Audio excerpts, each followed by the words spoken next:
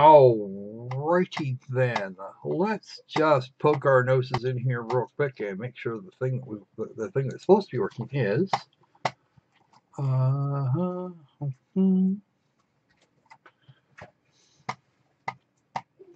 are you not receiving data from Alrighty then, let's just poke our noses in here real quick and make sure the thing that's supposed to be working is. Give me a second.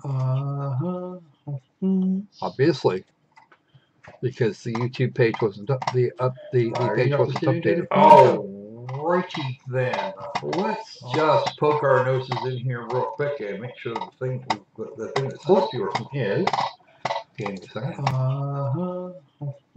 Obviously, because the YouTube page wasn't the page wasn't updated.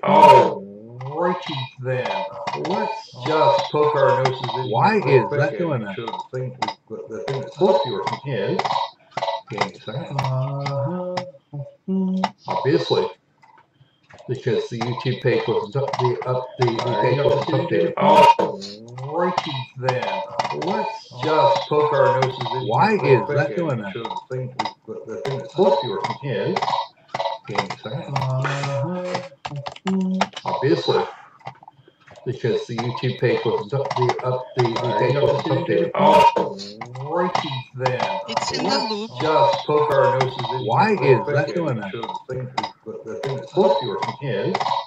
Give me a It second. keeps repeating the same thing. Obviously, Quiet, please. because the YouTube page wasn't the page wasn't. Well, it's because the YouTube page wasn't doing what it's supposed to. It's actually not telling me that it was echoing. It was echoing back without giving me the ability to pause anything or silence it. All right. Hello, all you folks up there in YouTube land, Lord of the Crockett Squirrels, and apparently time loops. Alongside the lovely Kitty. Hello, everybody. And welcome to the best and the worst Games Roundup 2017. In this particular situation, we are going to I know how to break time loops. It involves closing browsers that Google hates. That's all there is to it. Yeah, well, I don't know about Cave Stream, but it's definitely not. It was definitely not being happy with me. All right, so here we are. We have our what? So what? Okay. Are they ever? Oh, they are occasionally. I'm sure.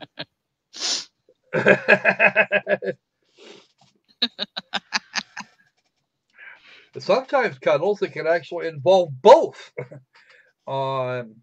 As can be told by a Japanese light novel in which a Tom Cruise movie was based. No doctors required this time, fortunately. Just Firefox dying an ignoble death because Google products work less and less and less on Firefox every stinking day. I don't know why. It just does. All right. So let us begin with the thing of things. We're going to have a go at the news first, or at least the gaming related stuff. As most of you have probably heard by now that there was a swatting incident in Wichita, Kansas on Thursday, in which a young father died very, very, very badly over a false self-dox, $1.50 at the end result of a match in Call of Duty World War II. The person that made the call was from Los Angeles, or was from Southern California. He was from Southern California, and he has already been arrested, which is a good thing. Now we just have to find the other two pukes. And as soon as we find them, there's going to be hell to pay. But yeah, two teenagers and an asshole got together in the perfect storm to create the death of a completely innocent party. This is taking gaming to real life and onto people that have nothing to do with this. People forget boundaries. Okay. In fact, we have it on good authority from the family members of the poor guy that died. He doesn't even own any games. He isn't a gamer Wow, of any that's even worse. in any way, shape, or form. He has nothing to do with the hobby. He has nothing to do with the industry. Why No, was he targeted he then? wasn't specifically. I can't. See, here's the thing. Well, Here's the thing. Pay attention, please. The individual that self-doxed, gave an incorrect address. I said this initially. Okay. He gave this guy's address rather than his own address.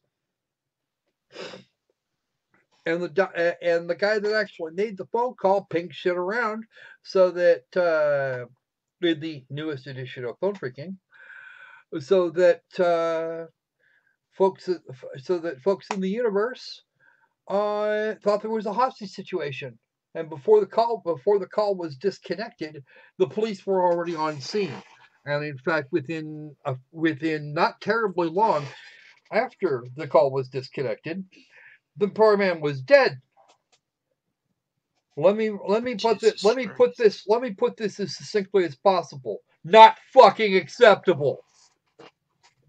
This shit is wrong.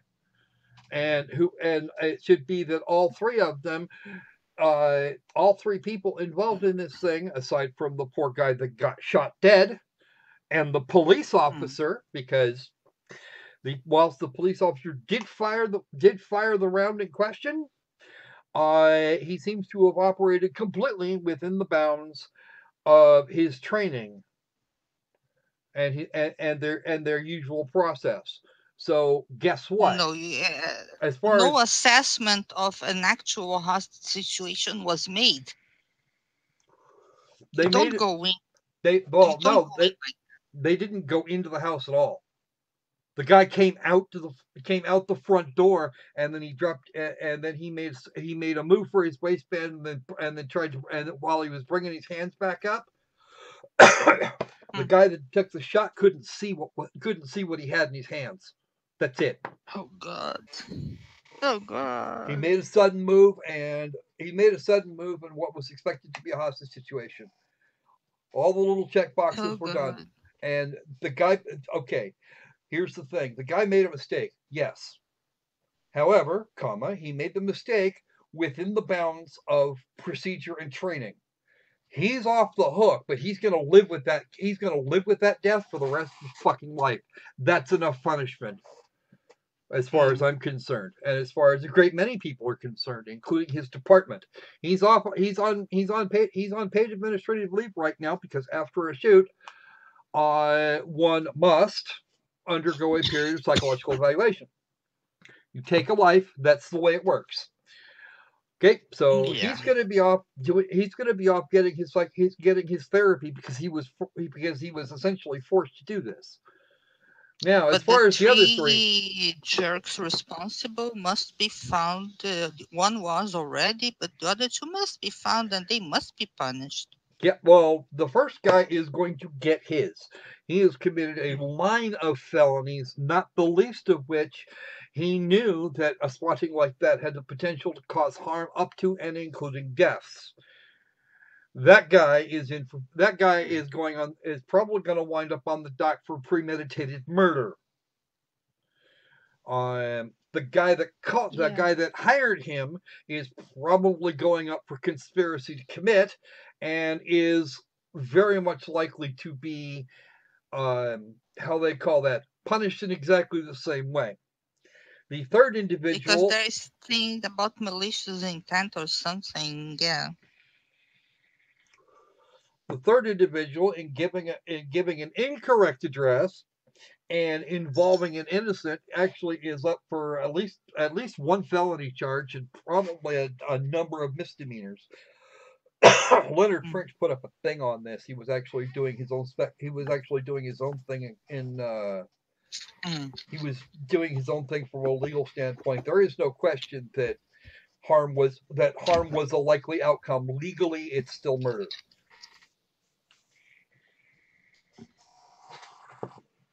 This is the guy that died on Thursday morning because of a swatting. This was that swatting story that's been running around. That's what this is. Sigh. Okay. Somebody committed homicide by cop. It wasn't CS:GO, actually. It was Call of Duty World War II. Okay, whatever. The problem is they swatted the wrong guy. The guy just didn't even was not a gamer in any way, shape, or form. Even if it was the right guy, imagine you play Final Fantasy XIV with a female character that it's very sexy, and you actually got harassed in the chat because the jerk thought that you were a woman. And imagine if someone decides to dox you and set a swatting team to your house. Well, if they set a swatting team, and you have two small kids. Well, see, here's the thing: if someone decided to swat me, I know exactly how to operate in that situation. Do exactly what they tell you. Do exactly what they tell you, and in the right order and at the right speed. Make no sudden moves. I know how to avoid getting shot, and that's the secret. This guy had no idea it was coming. None. Absolutely none. Because the third guy was the one that said, "Come at me, bro," and sent a Twitter DM with this guy's address. Oh God. Yeah. They're all in prison. They're all in for at least some prison time. And this gives a bad reputation to gamers. But the mainstream media isn't focusing on that part, which I find very interesting. Usually the second they find some sort of a gaming reference in anything, they're all over that like white on rice.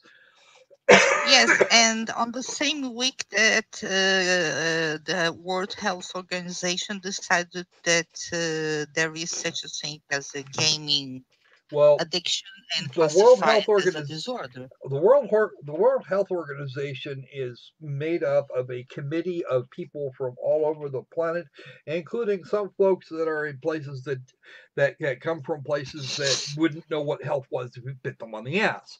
I'm not going to take that particularly seriously. Okay. Yeah, it's the United Nations, of course. My favorite committee is that one that they made specially in case of an alien arrival. Yeah, like they first contact with the aliens. Well, okay, that might come into play someday, but they're paying people for that shit. What the hell? Oh God! They're actually paying money that we effectively donate to the United Nations for this purpose. I mean, what? These are the same people that had Anita Sarkeesian and Zoe Quinn in there to address them on what harassment actually is. Yes, like they are authorities on something. Oh God. Okay. Now, let's go on to something a little more tasty today. We're going to there's another news item that I'm not going to get to because we've already spent way too much time on this one. I really wanted to clear up all the misconceptions with that because that is decidedly a thing. All right, let me just grab this right about here. We've got our Steam up, and where's my screenshotty thing? Where is it? Come on. Oh, there it is. All right, we're just going to grab this right here. Time for the screenshot awards. Okay, let me just grab that right here, and we'll just blow this up. This one here came from Delskibara, the first council of Danganronpa, which we find amusing in several ways. But yeah, okay. This is done apparently with Civilization either 5 or 6. Yep. Okay, you need to play nice there, Anne. What did I do? Play nice. We'll deal with the rest. We'll deal with this. I didn't do nothing. Yeah, okay. That's the first one. Let's have number 2. This one you guys all saw last week because some Opal put it in the stream early. This will be number 2. We have a total of 5. Personally, I kind of like this one. All right. Next up, we have a screenshot that Kitty asked for that I spent quite a bit of time working on. This is a beauty shot of Aloy from Horizon Zero Dawn. You'll be hearing a lot more about Aloy this week. All right. Yeah. All right. I love this game. It deserved more coverage from this channel. All right. Here is your semiotic wormhole of the day. Fish and chips. Well, you know what, Opal? It turned into a submission because it was still in now playing screenshots. All right, here we go. Fish and chips. I found this hilarious.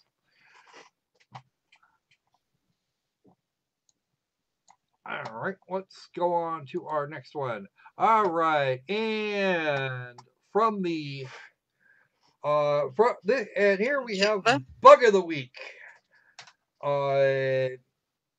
We have 15.9 kilometers, and we're sitting stationary with our asses to a fence. This is hilarious. I don't know if I don't know what this is. As I don't know what the text is up above is cut off. But it looks to be. It looks like it might be the distance to goal or the actual or the reported speed of the thing going on. Yes. The stationary car at 15.9 kilometers. Yeah. All right. Is that everybody? I think it can't be everybody. We should have 1, 2, 3, 4. No, that's everybody. That's the last one. That's your lot. 5, 4, 3, 2, 1. Be thinking of your votes between now and the next part of now and the second half of the stream.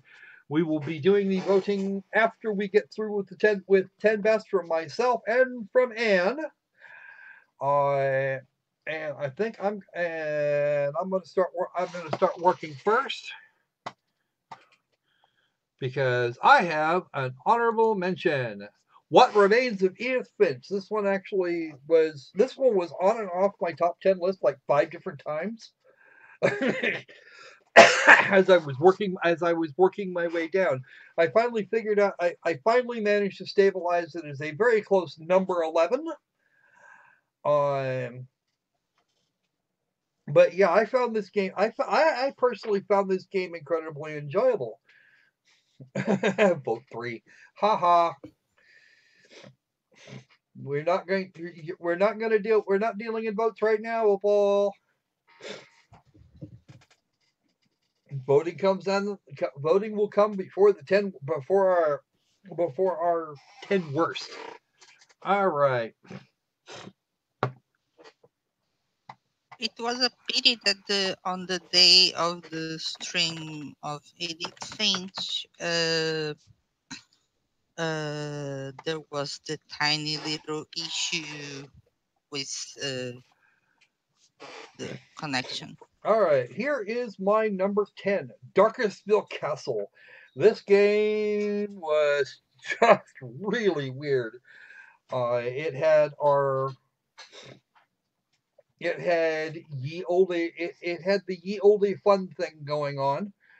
It reminded a lot of people of Monkey Island. I was thinking more Day of the Tentacle or any one of several others that came out of Lucasfilms. Even though our protagonist has the sociopathic has about half the sociopathic tendencies of Max from Salmon Max. That was actually fun. All right. But he said, but the puns and the fun are really great in this game. Yeah, it's semiotic wormhole. It's semiotic wormhole heaven there. Okay. All right, and here is graphic adventures. Meet Sid. Epic Llama. Darkestville Castle. We'll go ahead and watch this. To the great classic graphic adventures. Meet Sid, the demon of Darkestville.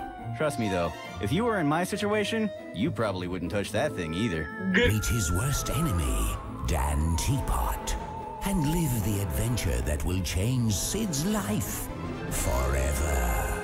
Look at the expression in his eyes. It's like he was on an antidepressive diet. If you love old school games, if you like to be the bad guy, then Darkestville Castle is the game for you. Or some other kind of uninspired commentary. Darkestville Castle, because not all stories need a happy ending.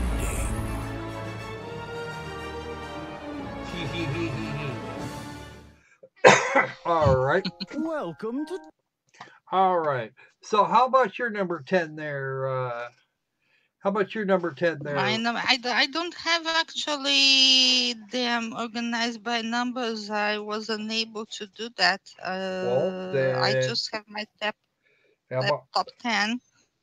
And they kind of overlap with yours. You know what? Go ahead. Go ahead. What do you got?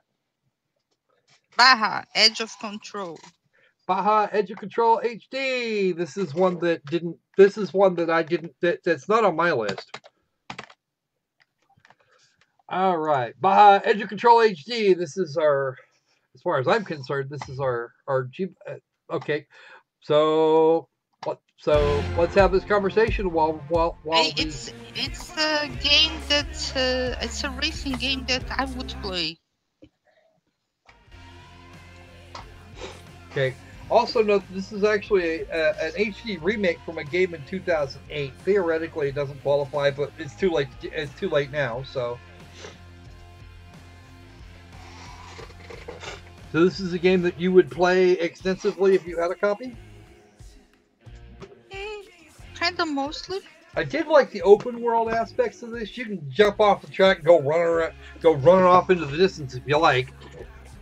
They generally they want to discourage that when you're in an active race, but you can go do that anytime you want.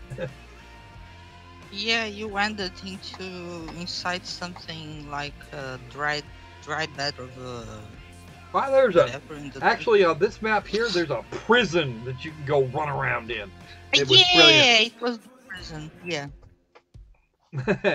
You got Nightbot needs to chill with the popcorn, I think. Right. Okay, now we have popcorn. Okay. Which then leads me to my next. And this one here is kind of an odd choice. But it's a choice that I think works very well. This is number 9, Morphite. Morphite was everything that is, as far as I was concerned, is everything that No Man's Sky could have been, packed in some really interesting, packed in some low-tier graphics that somehow or another actually freaking work. Hey Nim, we're working on 10 best. let's go ahead and give you the trailer. This game was released on the 20th of September, which is a little more than a year after No Man's Sky, and this shows you what a development team that knows its limits can do. Unlike, say, Hello Games, which promised an entire universe and then some, and then just kind of failed in ways that nobody should ever fail.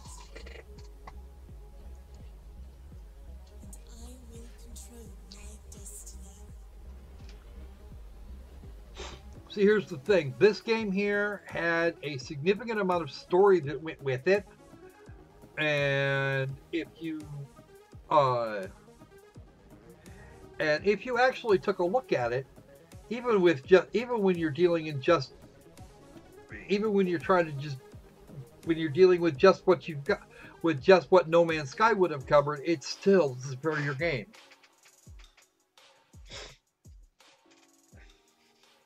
It's still very much the superior game. This game was released on a number of platforms. I got it for PC. I rather liked it on PC. And that's my opinion. I'm sticking to it. It's one of the very few games that I remembered over the last year, which is sad.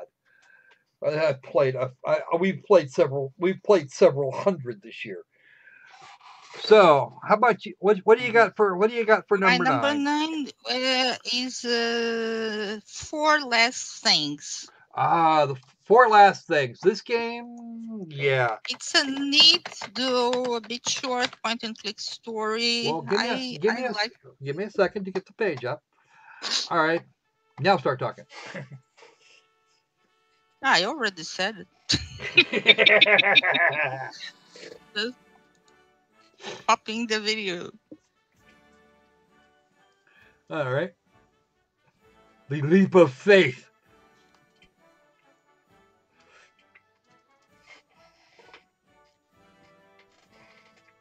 Sin and the last 4 things: death, judgment, heaven, and hell. This is one of the very few times where I would think that a religious overtone to a game would actually be completely acceptable. It's a point-and-clicky adventure game in which based in a time frame that would call for it, and what they did was they grabbed Renaissance masterpieces and they turned them into levels and then animated those things. It's $4 and it's been out here now about 9 months. A little over 9 months. It's actually damn good. And I can forgive it very much what it does. You actually have to go out and commit all 7 sins, all 7 deadly sins, and then go beg for forgiveness. After which point you get to talk to the High Bishop there, and yeah. Anyway, spoilers. Yeah. Hey Nim, welcome to the stream. We don't give spoilers. Yeah. By the way, it says it strives to be intelligent, ridiculous in equal measure. They did in fact pull that off. This was absolutely proper advertising for this game. I know we've got some on the list, but we've got some on the other list that weren't so good. All right. So what's your number 8? Number 8. I'm probably going to piss off at least one person with this.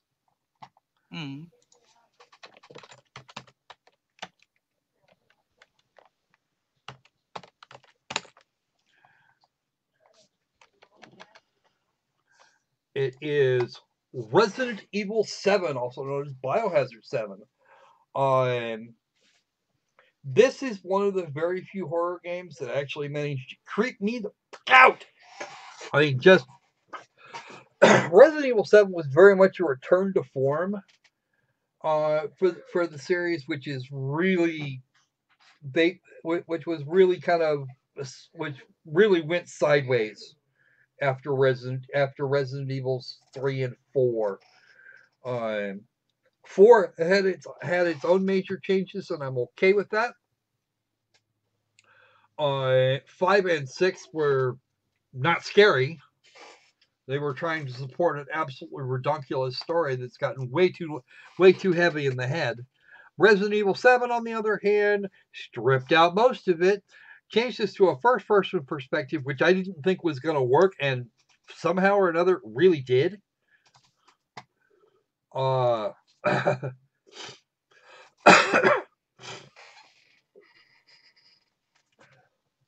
are you pissing off with Resident Evil?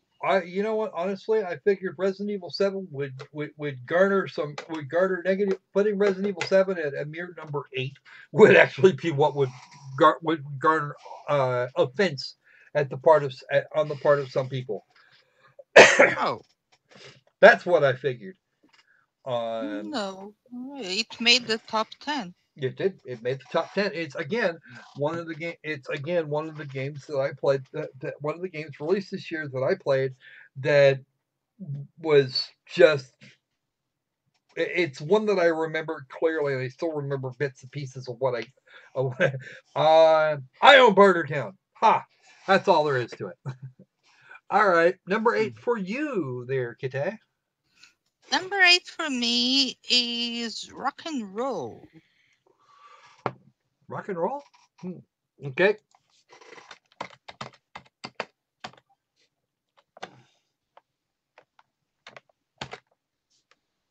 There we go. The Zaxxer 99's their Magnum Opus. I suck terribly at this game. I'm still not ready to make a review, but you can suck badly at this game and you still laugh and come for more punishment. I like this in the game because there are games that you suck badly and you tell the game to fuck off and die. And then half an hour later you're back going, God damn it, 5 more points. And this one, you fail, but you come back for more. It's fun. I like it. Well, good score points just for staying alive. I believe that the only person who can play it perfectly is Zaxxer himself. And Zaxxer, and you know what? That's a conspiracy theory. Here's the thing: if you actually look at the leaderboards, you've got people that have got legit scores. All down way up above where the Zaxxer is. It's hilarious. All right, so it is now my turn. It keeps telling me that I failed to save the Earth, and I keep coming back. Yep. We'll let this run out because yeah, I know. Remember, guys, in the Thunderdome, 2 men enter, 1 man leaves.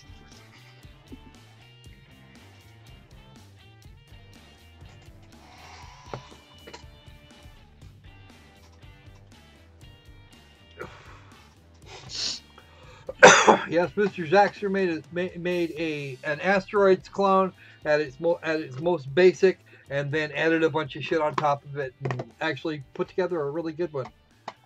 That I think would have if I was doing a top 20, rock and roll would have appeared. Dark Matter. Oh, Dark Matter. Oh, that's probably a different game. Okay. So, next for me, this is actually, I'm not sure where this one appears on your list, Kitty, but, Which one? But let me get it loaded up.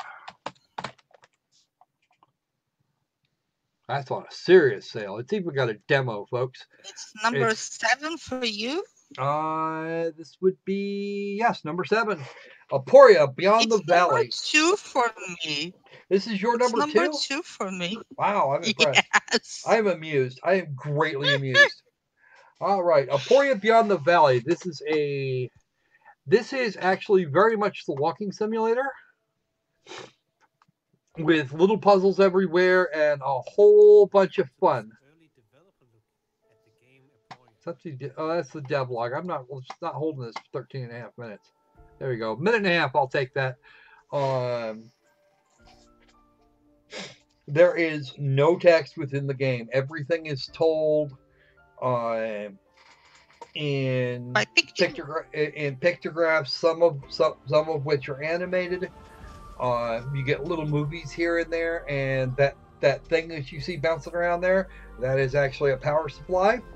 And if you're doing it wrong, if you're doing it wrong, you run out of power. You have effectively nothing you can do until you find more.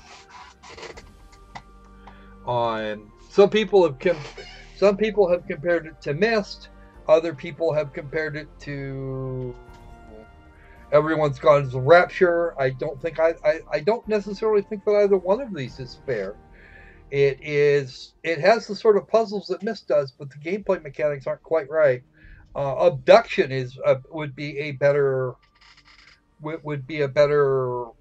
comparison, and no, Abduction did not make my list because I'm still frustrated at the music maker for that game.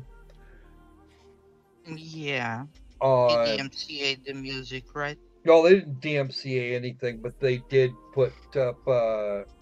They did tag my video for "I want your freaking money." Oh right, what's that? That's a content ID flag. But yes.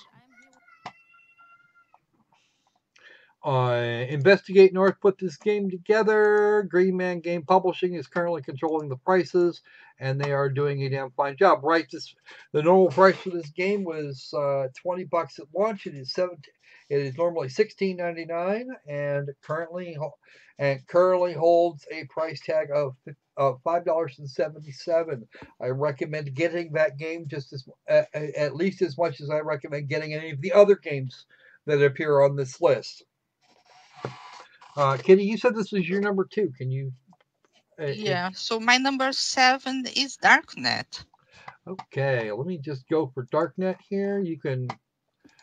I was going to have you describe why number 2 and not number 7 for you. Why number 2?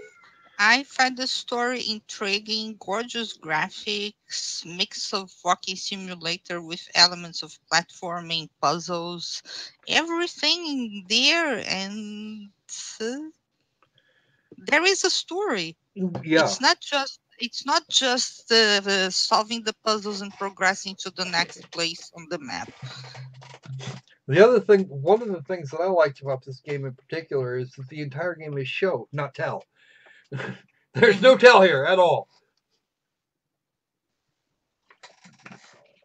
What little tell they had to do, they showed anyway. So, all right. So number 7 for you would be Darknet. Ah, yes, one of our favorite little Hollywood hacking games. So yeah, all you. It's first edition for PC, so it's not exact a 2017 game, but it qualifies. Well, it does qualify. Super immersive hacking fun. You spent hours watching me play this game. Yes, I spent hours. Yes, this game was originally released for VR a long time ago, but its 1.0 release was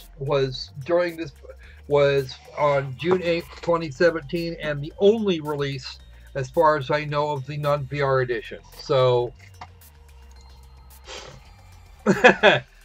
well, you're not really. It really is a Hollywood hacking game. Things don't work like they would normally in a hack if you were trying to do a hack.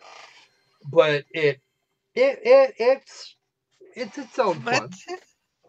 It's fun. It's in its way. It's how can I say posterization methods for gaming, turning the hacking idea into something fun. Mm-hmm. And Okay. yeah, fucking the NSA and hacking the NSA, it's a fucking thing. Yeah, it is. That thing is huge.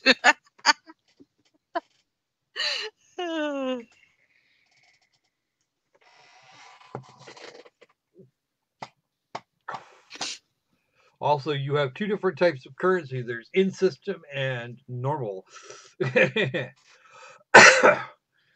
Yeah, it is kind of funny that it has actually become it's actually become its own sort of mini trope. It's the whole idea of Hollywood hacking. Yeah.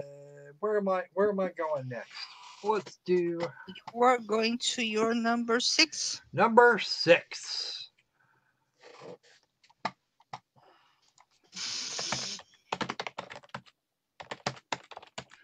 This one is going to surprise a few people because I actually did like this game. My only real difficulty with it is that it can actually drag a little bit if you're not completely hooked into the story. And It's my number 5. yes, well, at least I was close. All right, all right.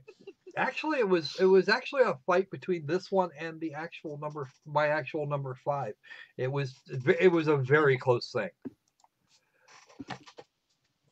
It has the echoes of Legend of Heroes, Trails of Cold Steel, the Persona games, and cute, adorable girls. Yeah, well, we only have actually 3 magical girls. All the other folks are kind of like are the social links to make you more powerful. But Yeah. there are no personas. You can actually do this. You can do this without the like I said, But it's aimed at the realm. That's the thing about the echo of Persona for me. yeah, that I and the forgot social the links. name of the realm.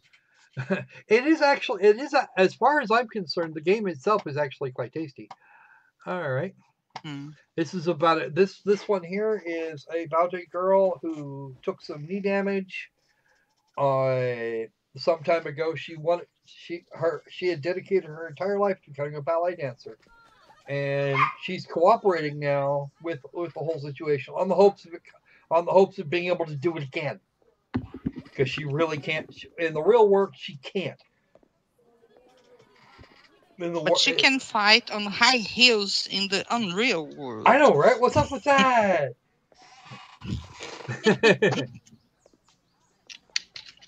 But she's only just finished her recovery, and there apparently. Oh, don't go there. Yeah. Don't even go there, Quite Opal. tasty. It was a good game. Oh. It's a game. It was a good game. Boom, boom. So that was my number 6, and your number 5. We're actually doing pretty. No, I do not have a schoolgirl fetish. Holy shit, dude! Don't even go there. No way he would have it. I'm gonna skip the OP. All right. You have a number 6 yourself, then. Yes, I have. Can follow the Pillars of Eternity. The Pillars of the Earth. Ken Follett's Pillars of the Earth. This was carry Pillars on. of the Earth. This one didn't make my list. It made yours. So talk. Oh, it's my turn. I thought that it has a great story, even though it has severe religious overtones. Well, it's the 12th century. The graphics, it's the basic point and click adventure. But I like the story. It has a mystery, and you have to solve the mystery. And if between the 3 people you're dealing with you can't solve the mystery, you're gonna have way more problems than you think you do. Okay. Lots of war, lots of poverty, and they actually managed to even get the grit and grime of that shit in there.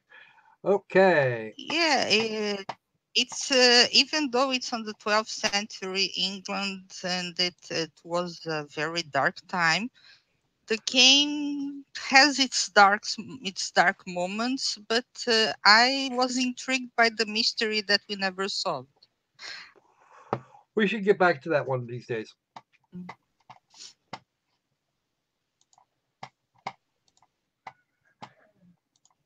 All right, let's move on to number 5 for me is one that's probably going to annoy a few people. I'm going back into AAA space.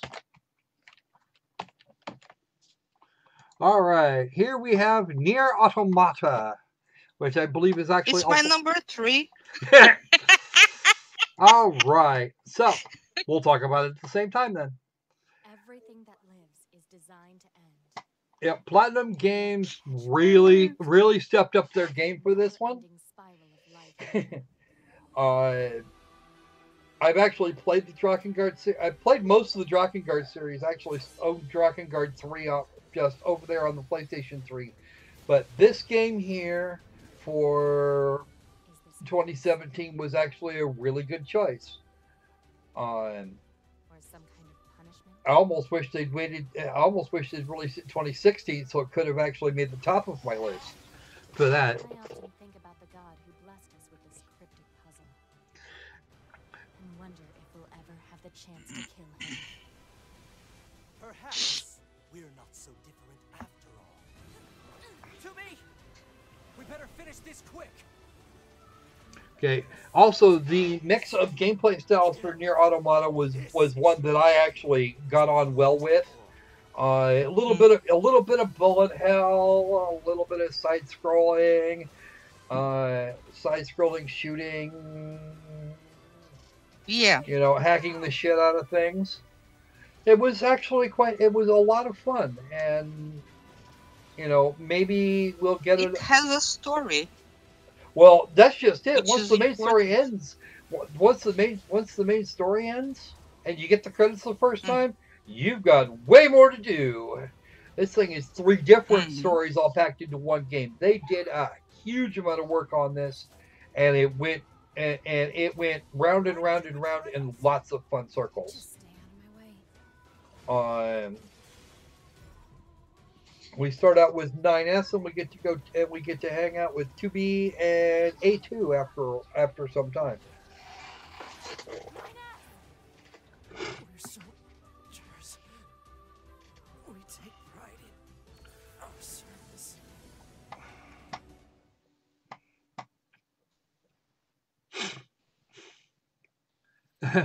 Well, you know, female protagonist is a thing. It is not the thing, because you don't actually have to have a female protagonist to do all the things. Let's see. Your number 5. We just did your number 5, did we not? Yeah. My number 5 was Blue Reflection. Right. Okay. So on to your number 4. On to my number 4. My number 4. Let's have a look. Where is it? Okay, there it is. Number 4.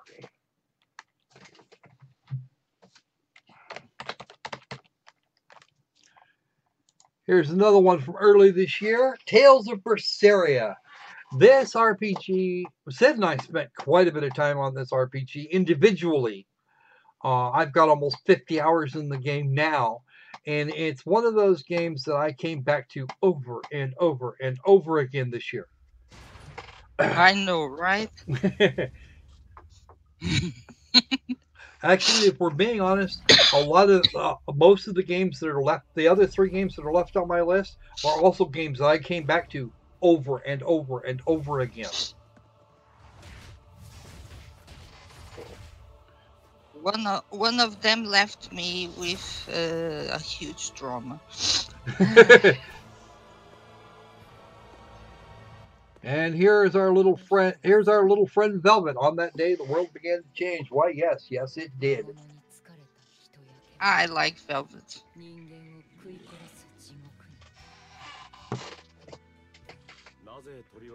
He has the weight of the world on her.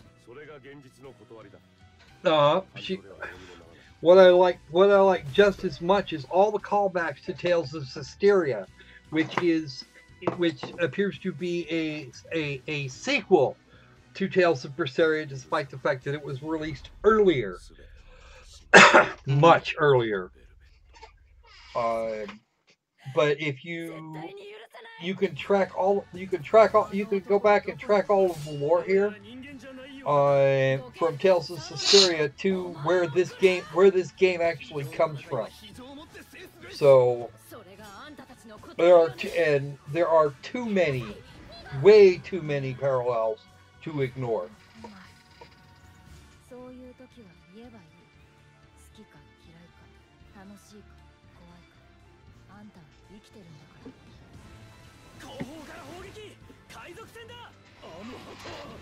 Which one we got on this? Yeah, about 30 seconds.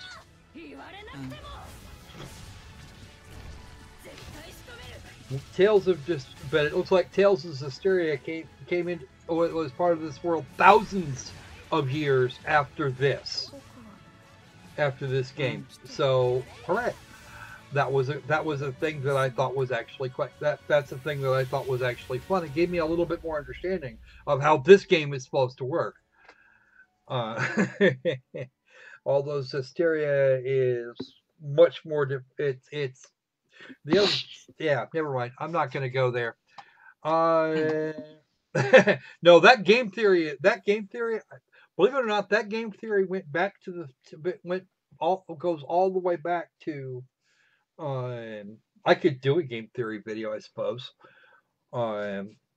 It would take me some work. It would take me some work to put together. But Sid and I talked about that particular game theory quite some time ago.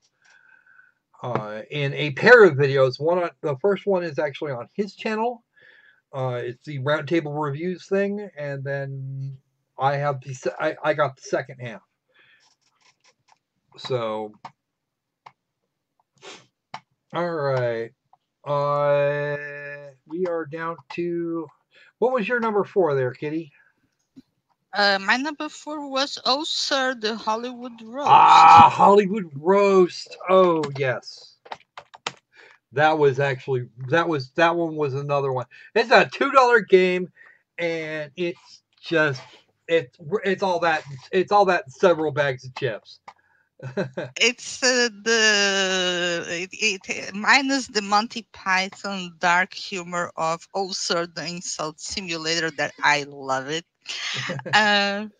It's still one of the it's still one of the funniest games to play with your friends and insult them at will. Yep, insulting them at will. I actually have I think we are both in possession of the Small Screen Stars pack. Yeah. There's actually a DLC we can get, which I don't have for some DLC? reason. Oh. Yeah, there's a free DLC. We'll download that. I'll set that up for download, but we're gonna kill the game before it gets started. Okay. I need to download it. All right. Now here's the set that was actually the toughest. Because it's always like this. All right, and to do this, we need to switch. To do the next one, I'm actually going to have to do a switch. It's your number 3. My number 3 will be Horizon Zero Dawn. This is the complete edition. The original edition, which is the one I have, is actually no longer available. You can buy both. You can buy it and its only expansion pack for $50. This was a new IP out of Sony this year. It's my number 1. I love this game. And it looks like we're going to be slow about the trailer, but I'll get that. I'm pretty sure the world will get over it. Usually it just plays them, and it doesn't seem to want to do that today. The Frozen Wilds don't have a copy of this. Don't have the $20 to get it. $20-something actually. what it would come out to. Where's the trailer? There was a trailer. There was a trailer right here, 10 minutes, an hour or so ago when I put that together. But yeah, this one here is Horizon Zero Dawn was the exception that that really kind of proved the concept here. In that it was a completely new IP, and a lot of places they don't want to do new IPs because, well, reasons. They don't. Oftentimes, new IPs don't sell. This is the exception that disproved that rule. Horizon Zero Dawn not only got critical acclaim and has been on a number of Game of the Year lists I've seen so far, but it was in terms of its gameplay and its graphics was absolutely outstanding. Yeah, and it has a very likable and very strong female protagonist. And she is a person in and of herself, and there are other women that are just like her running around. Yes, she's her own person there. But she's not the Mary Sue that most people would accuse it of. All right. No trailer? Apparently no trailer. Apparently it's just being out. Oh. That's all right. Pretty sure the next one's going to have. It was your what, number 3? That was my number 3. My number 3 was Nier Automata. So we've already talked about that one. Yeah. All right. Number 2. And I'm just going to, because we're getting to the point where there's going to be an award. All right. First runner up.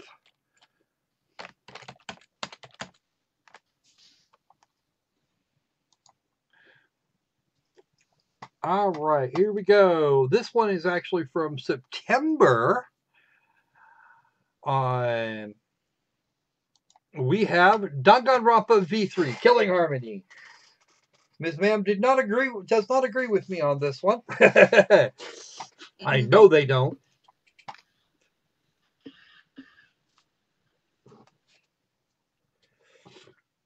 Okay. Let me just grab our proper trailer here. Third time's the charm, huh? Hey there, TMA. Well, Aloy was not a Mary Sue, and neither was, in this particular case, Kaede.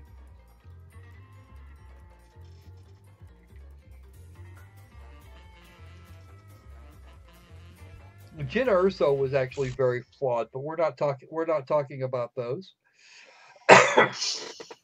We're not talking Star Wars films.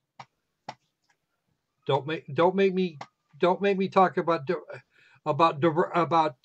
diversity hire. What do you got? What do you got for number 2? Number 2 was Aporia Beyond the Valley. Okay. I think we've actually covered almost your entire list, haven't we? We have. Yes. Because we agree on some things and not on others. Mm-hmm. All right. So let's go back to the PlayStation 4 for a minute. And we will pull the last one. This is number 1. My top game for the year.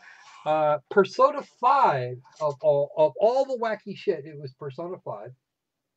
And apparently we're not gonna do game page. Come on. There we go.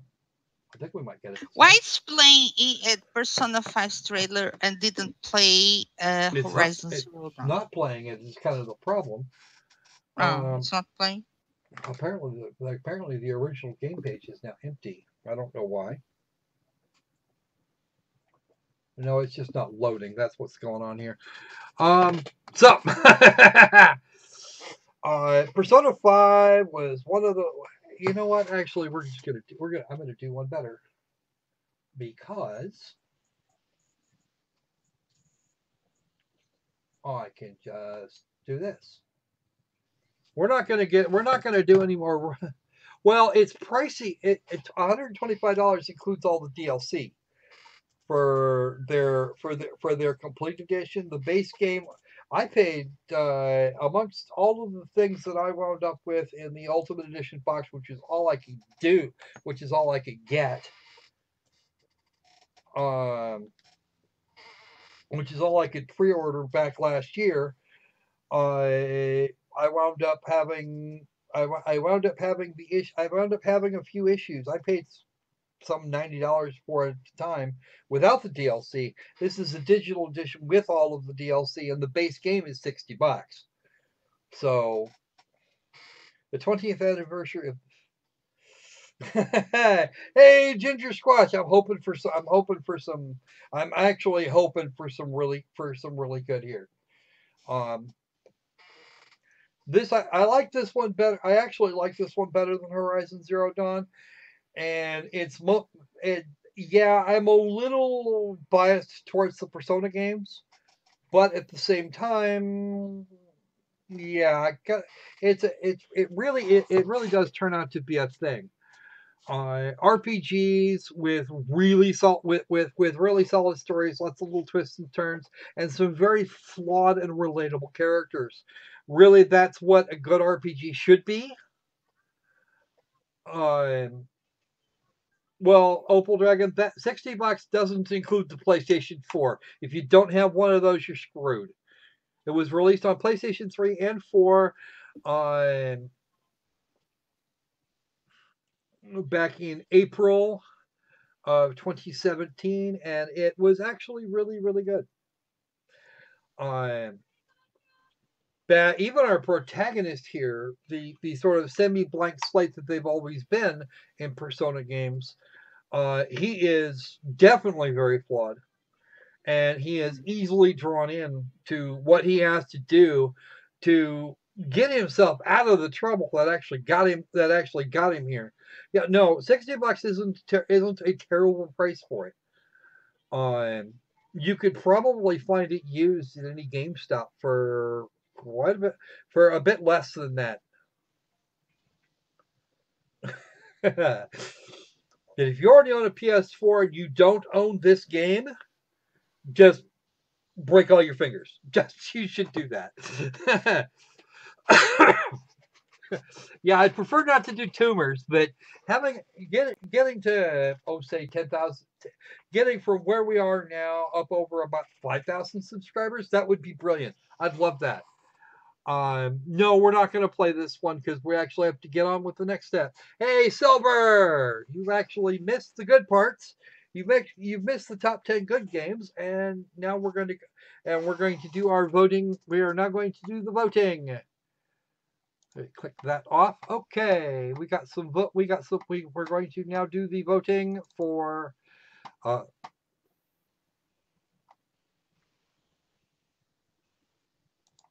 right. So, voting for screenshot of the week / screenshot 2017.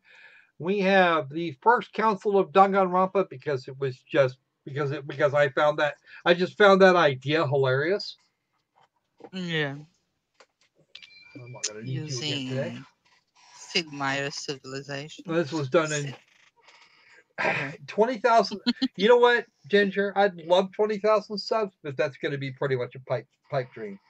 Oh no, it's actually. Let's go through them. Number 1, First Council of Danganronpa. Calm down. You're suffering from premature voting. All right, number 2. This is something Opal Dragon sent us during the stream last week. What game is this again? This is Dragon Quest Heroes 2. And I actually really like this screenshot. I'm not a big fan of the art of the artist that put together the character designs, but you know what? People like the Dragon Ball Z thing. I can't do anything with that. Yes, please keep doing that, Opal. We really do appreciate that. All right, that's number 2. Number 3. Here is from Kitty's number 1 for the year. We have a shot of Aloy from Horizon Zero Dawn. Watching the sun. Watching the sun come up. It would have been better if we managed to catch a screenshot of her fighting, but maybe that would have been be a much spoiler harder too. Well, that would have been much more difficult than the one we got, and this one was hard enough. Thanks. Yeah. I don't actually have a problem with. I actually like the Dragon Quest games too. I just haven't seen very many of them this year. Let's see. This one here I thought was hilarious. It had to be included. This is the pun of this actually turns into the multi pun of the year. I guess fish and chips. There are layers of punning there. Yeah, you got ogre like onions going on in this shit. Oh. So this is number 4. This is number 4. And finally we have number 5, which looks to be a bug and might not be. I don't know. I don't know if we're 15.9 kilometers from the goal, or it says we're traveling at 15.9 miles per, or we're traveling at 15.9 kilometers. But we're backed up against the fence, and it looks like we're supposed to be in motion. What's up with that? Yeah. I want to know. Okay. 1 to 5, place your votes. Those people, if you are in the stream, definitely place your votes. If you are not on board, and you happen to be the winner, then you might want to. Okay, Silver, I didn't get a chance to play Mario Odyssey. I wish I had. You may vote now. Wish I'd gotten a chance to play Super Mario Odyssey. If only because, well, I don't actually have a Switch. I was offered a copy of. Nintendo actually offered me a downloadable copy, and I had to answer them. I had to answer back that I didn't even own the hardware. The hardware budget for January 18 is expected to include a Switch for exactly that reason. All right, so I've got a vote for number 3. Looks Ginger Squatch. What number is that? I vote for number 5. 3-5 people vote. Yep, I'm going for number 4 myself because I really do like that. But number 2 is a close second.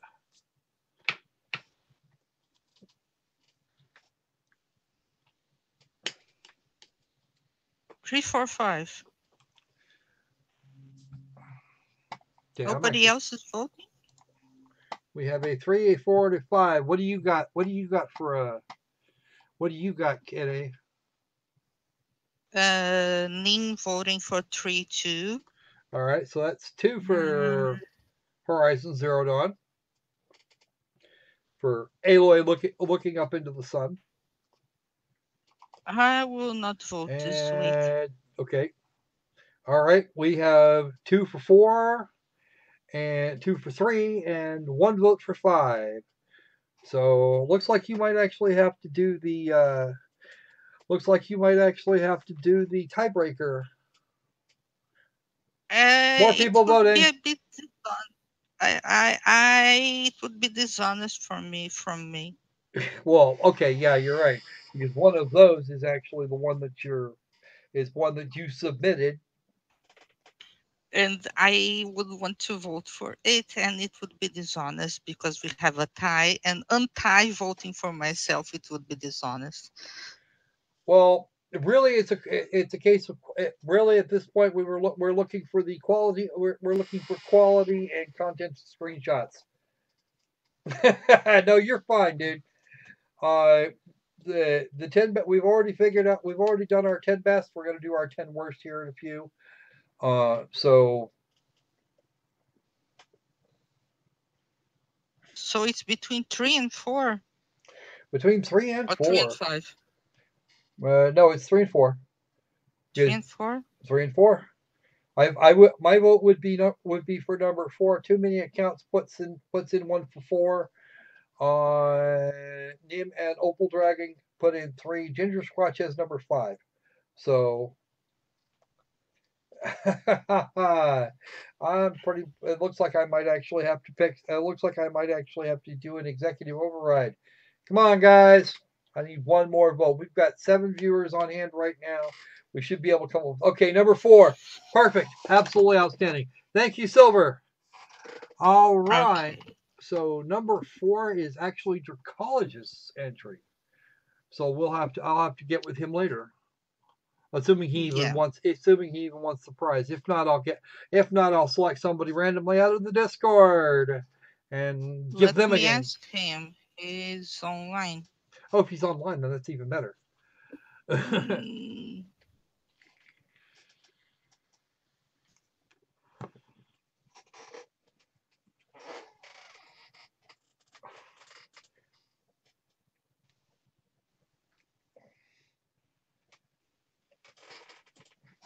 Actually, I actually did have somebody here I could have used for tie breaking, but I decided not to because reasons.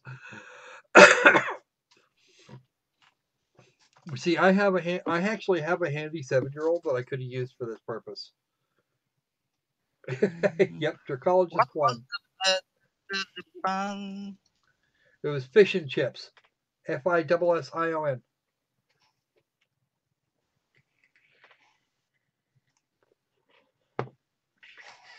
And actually, Dracologist put in so many screenshots. Some of them were just absolutely brilliant. One of them was of Dead Cells, where he's standing there in front of where the Dead Cell is hanging out there right in front of a big package. Do I open it or not?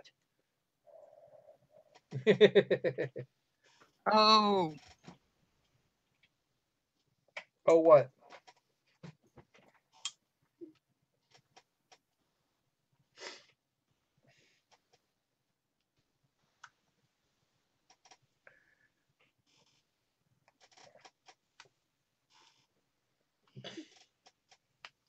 Well, Nim, I gotta have some way to communicate with everybody. Yeah. So, and creating groups on Discord is actually much easier. Creating a community on Discord is much easier than doing so on Skype. Okay, he has been summoned. He knows that he won. Okay, I assume you know what. I assume he also knows what he won for.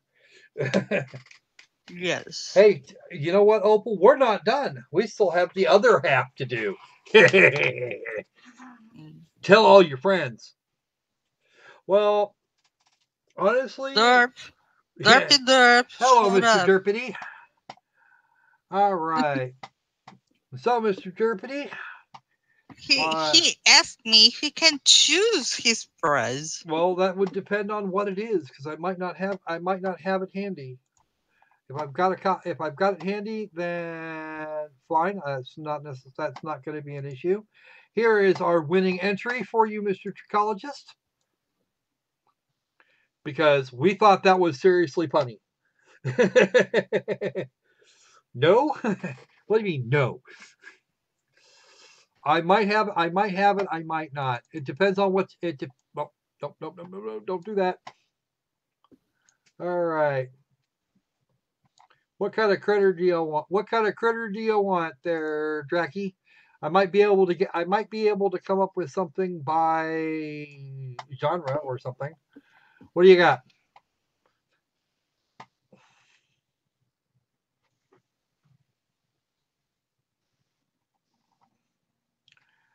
All right. You know what? Let's you know what? Actually, Drac, get with since you're actually here now. Let me see. What dev? No, the award goes. The screenshot award goes to the individual that posted the screenshot. I should be the one that actually made the screenshot, but I'm gonna not be weird. Okay.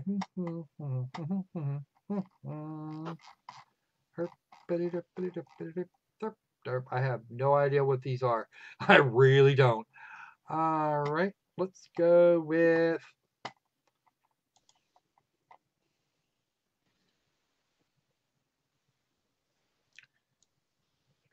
Well, you're the one that captured it. You're the one that captured the thing for the funds. The award, it's not the award, it's a giveaway of the week for the most voted screenshot. All right, let me just grab this. Let me just grab that here, and I'll send that to you in a private message. There we go. All right. Let me know if that works, and you get to tell everybody what it was, because I don't have the foggiest idea. I don't know. I don't know. Was it? I just don't. It's a key with nothing else. There is no information on what it is. 99. There's a 99% chance that I actually have it.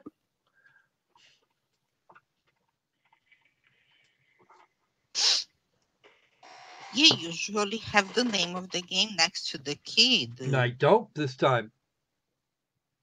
I just don't, and I don't want to. I don't want to put. I don't want to put it up on screen. I don't have it. It's very simple. You're being a squirrel. Well, I can be a squirrel all day if you want.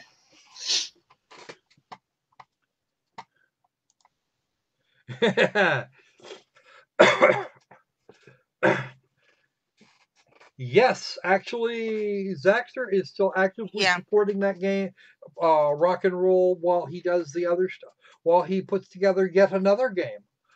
But you are, but yeah, no, we rock and roll turned out to be rock and roll would have made it on my list if I'd been doing a top 20, and I'm not, so that's not going to happen. We're waiting for Tricologist at this point to tell us what it is. Rock and roll made me laugh, and a good laugh, not a mocking laugh, not the you were a moron laugh. It made me laugh, and it made me come back for more punishment. So yeah, it made my top 10 because not everything makes me laugh. No, that's actually quite rare. Just so you know, all of the games that are on my bottom list are either are PC games. Escape the past. Escape the past. Ooh, what is that? I don't remember. I honestly don't. I think I remember.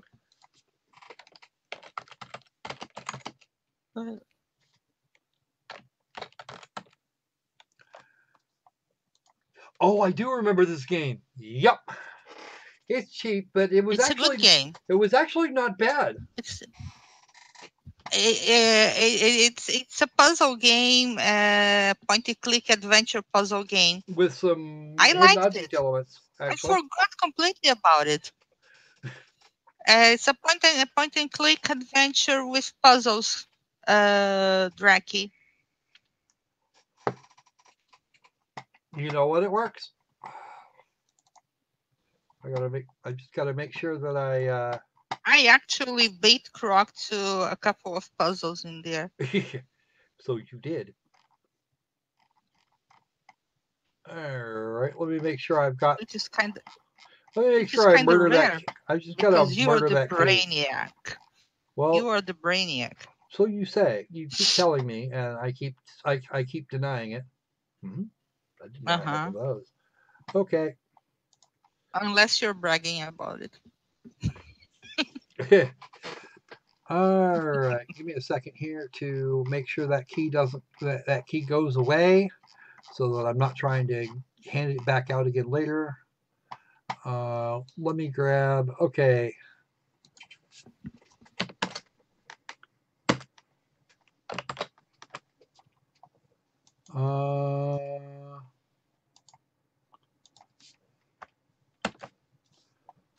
Next. Oh, There it is. the gungeon.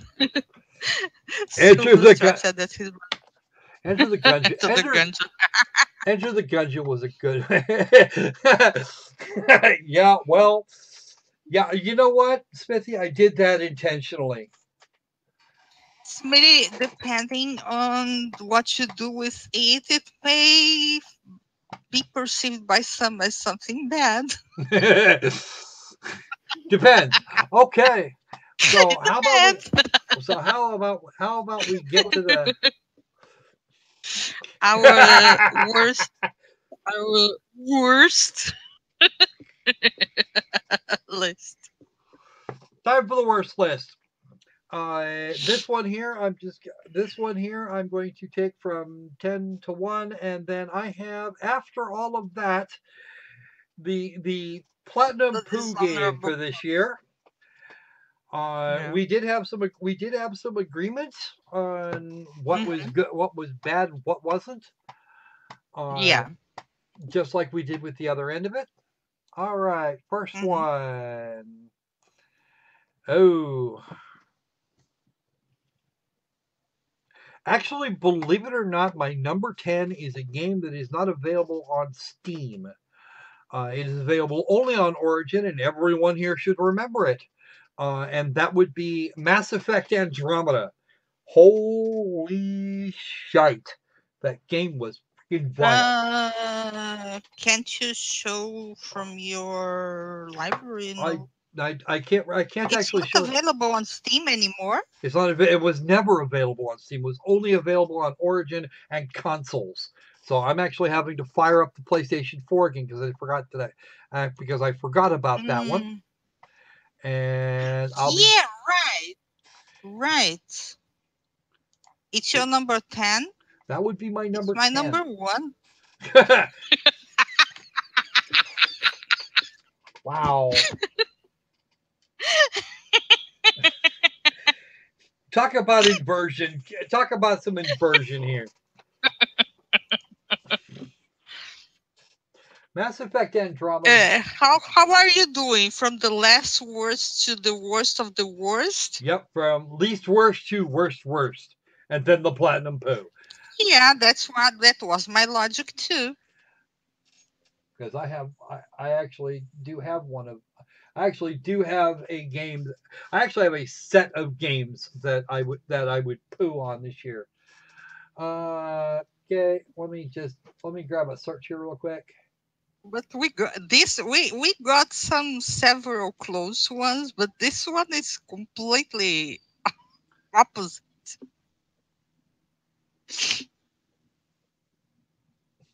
Wow, and they actually did. Really? Okay, fine.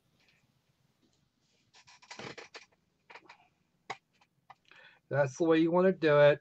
Let's see if it's going to cooperate. It's actually cooperating some. So the standard this is the standard recruit edition of Mass Effect Andromeda.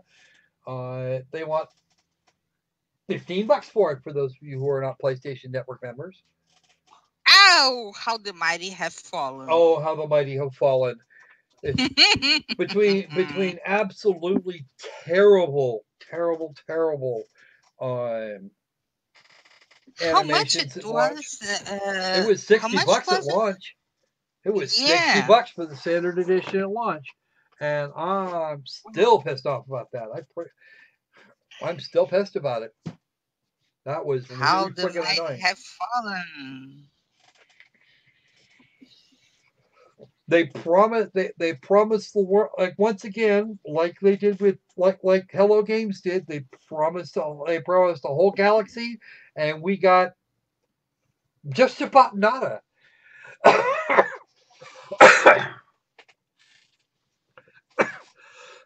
We'll get to the viewers' choice. We'll get to the viewers' choice awards here a little bit at the end of this. So, Mass Effect Andromeda, not a good game.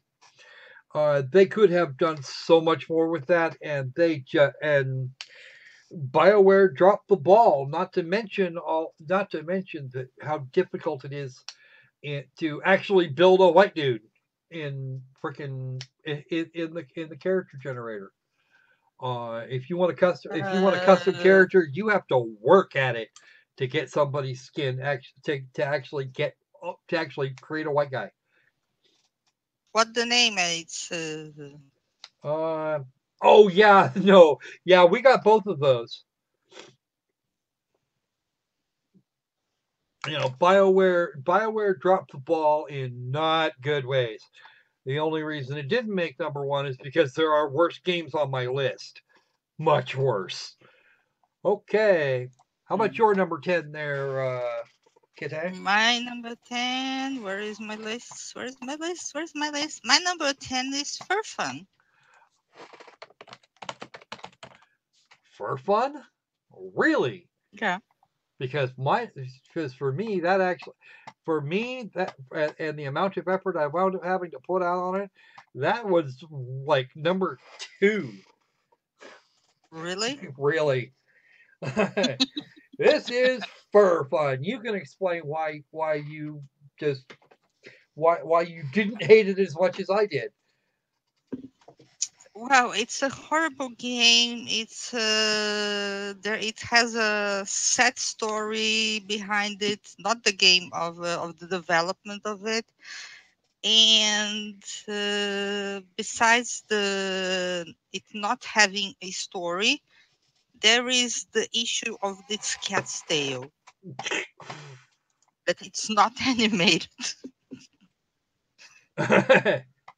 And speaking of tails, you cannot make heads of tails of what you're doing this fucking game.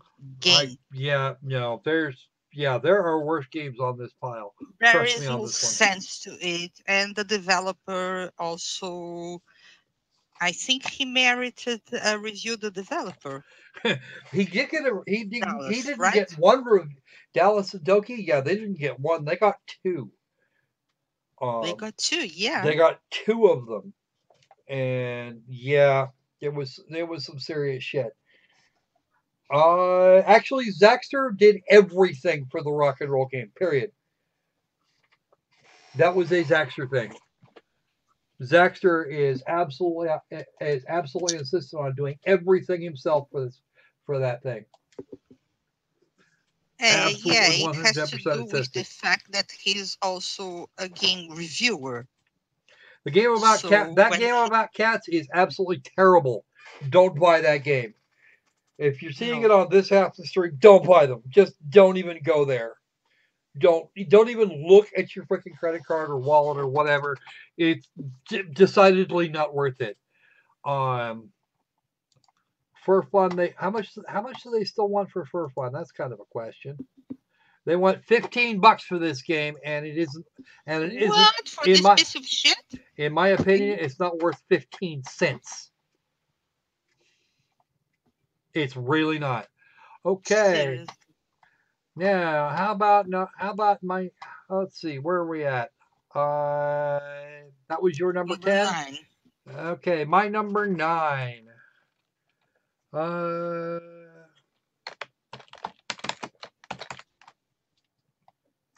Flight Unlimited 2K18. This game was $60 at launch.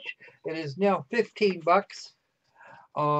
And is complete garbage. It's just no. Planes don't work like that. In the rare case where planes do work like that, your hit detection is all kinds of wrong. That's a prop job that you're looking at, and it's not moving. Oh. There was a simulator, that rocket simulator that worked awesomely. You were inside one of the Apollo missions, right? Yes, it was Go for Launch That's Mercury. how you do a flying simulator.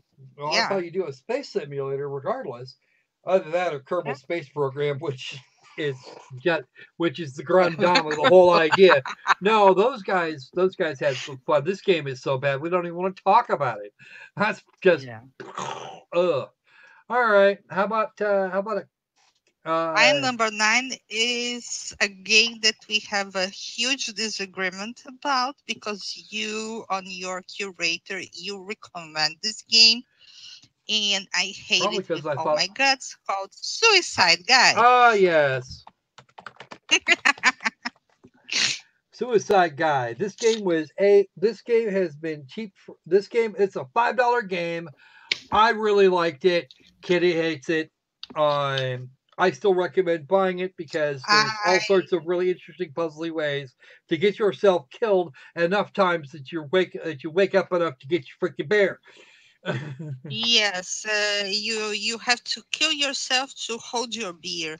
Oh, No, seriously? you've already lost the beer. It's headed for the deck.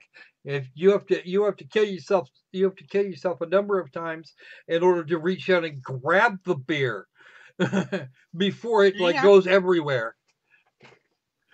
The Yeah, whole game happens in this I'm guy's against the really whacked out concept. dream. Well, yeah. The puzzles and the whatever might have been interesting, but the idea behind of the suiciding yourself as a game premise is against my ethics. Right. But in my opinion, this game did actually go the mile to try and be funny. So I gave the suicide thing kind of a pass, although I did mention that I did actually wind up mentioning that suicide is not the way to go. We're in this guy's dreams, and what kind of plot is that? It's not a plot. It's a premise, and it's a premise that for a guy like this would make complete sense. Oh, a couch potato that drinks nonstop. Okay. Well, it's a thing. Anyway, all right. Your number 8. My number 8. Let me just do this right here, and that one. The first one was my number 2. It was just terrible. All right, number 8.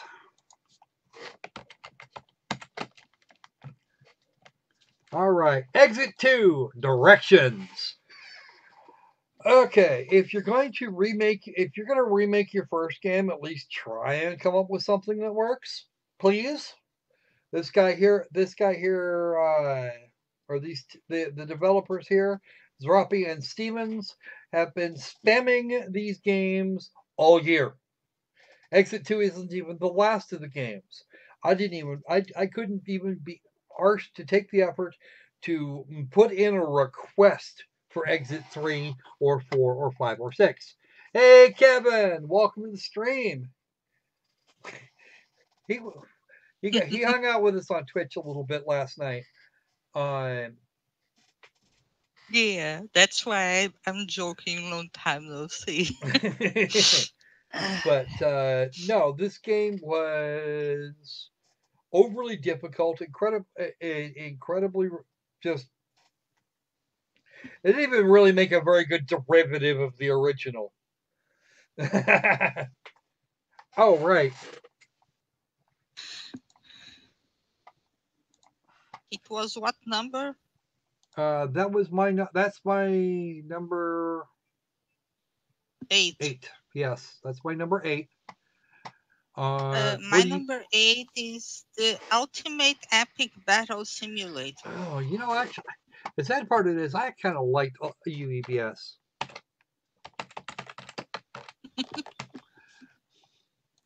Ultimate Epic Battle Simulator. Currently, generally posted for $16. Right now is on for about 10.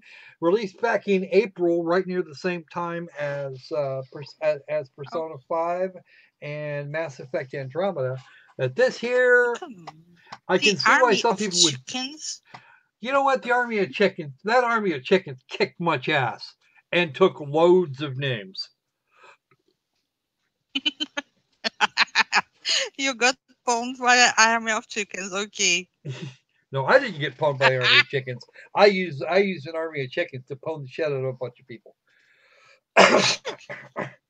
But then again, I genetically modified my chickens, so. But yeah, you can, if you've got enough computer, you can create huge battles of all varieties. Opal Dragon, the most painful games that the most painful game, most painful kind of semi-genre will actually be will be represented in the Platinum Pooh Award at the very end of my list. And I don't disagree. Okay. So you're number 7. My yes, number sir. 7. Number 7. And we're going to go for this one here. Well, no, actually, yeah, no, we are going for that one. This one here, I had a long fight with myself as to whether it should be should be in the front or the back half. Okay, this is Langoth. This puzzle game this is a puzzle game of technological garbage. Nobody figured out how to code a freaking jump. Gravity? What the hell is that? Opal didn't. I think they wanted to give it a VR vibe or something. All they managed to do is to creep the shit out of whatever.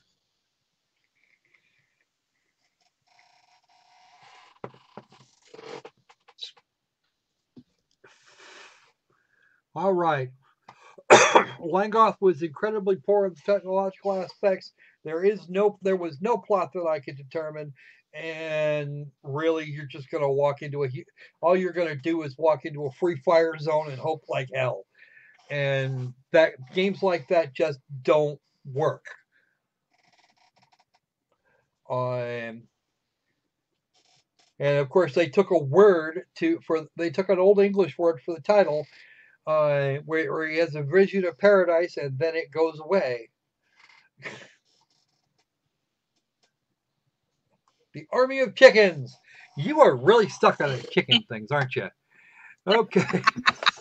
All right. It's no wonder that people say that when something is meh, it tastes like chicken.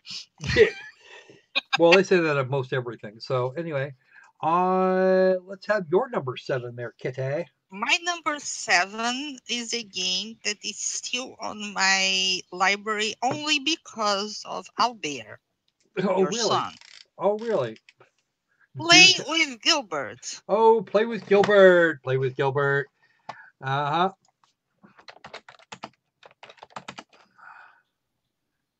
There is Play with Gilbert. We have a kitten.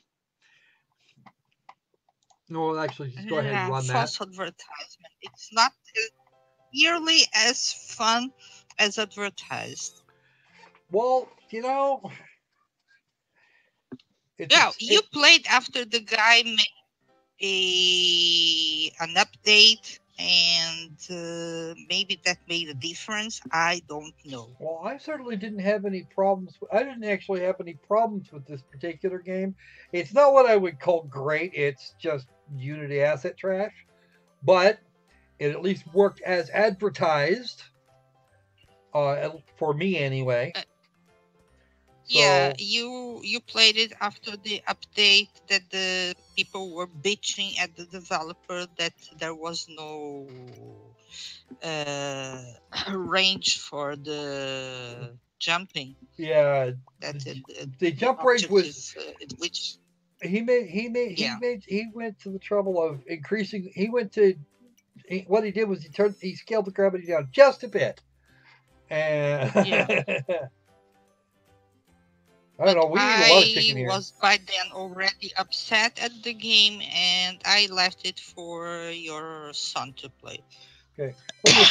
What do you think, Albert? You like this one? Yeah, I love it a lot. Oh, it's a question. He hasn't actually played it, but he is but he's watching the trailer now, and he thinks it's cute, and he thinks it's cool. So we'll get him some playtime with that. Be my guest. Play it at will. All right, that's the end of Play with Gilbert. Well, actually, we got less than a minute on the trailer. That thing was that bit right there was the thing that pissed her off.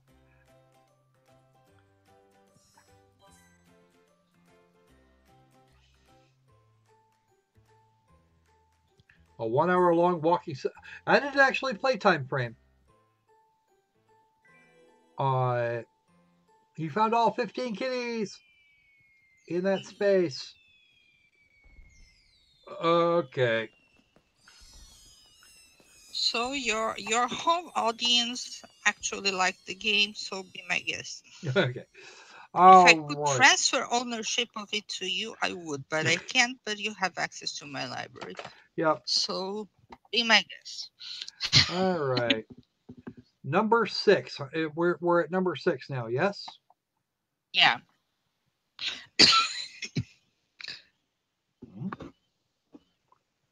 One, There is two, the three, seasonal thing for Play with 4. Uber for Christmas time. Somehow or another. Oh, I know why. Because First One was my number 2, and it's out, and it's already off the list because somebody covered it, because somebody put it together that way. Occult. Okay, we're gonna go with this one here. Actually, it's sucks more than that. There are some suck more though. Okay.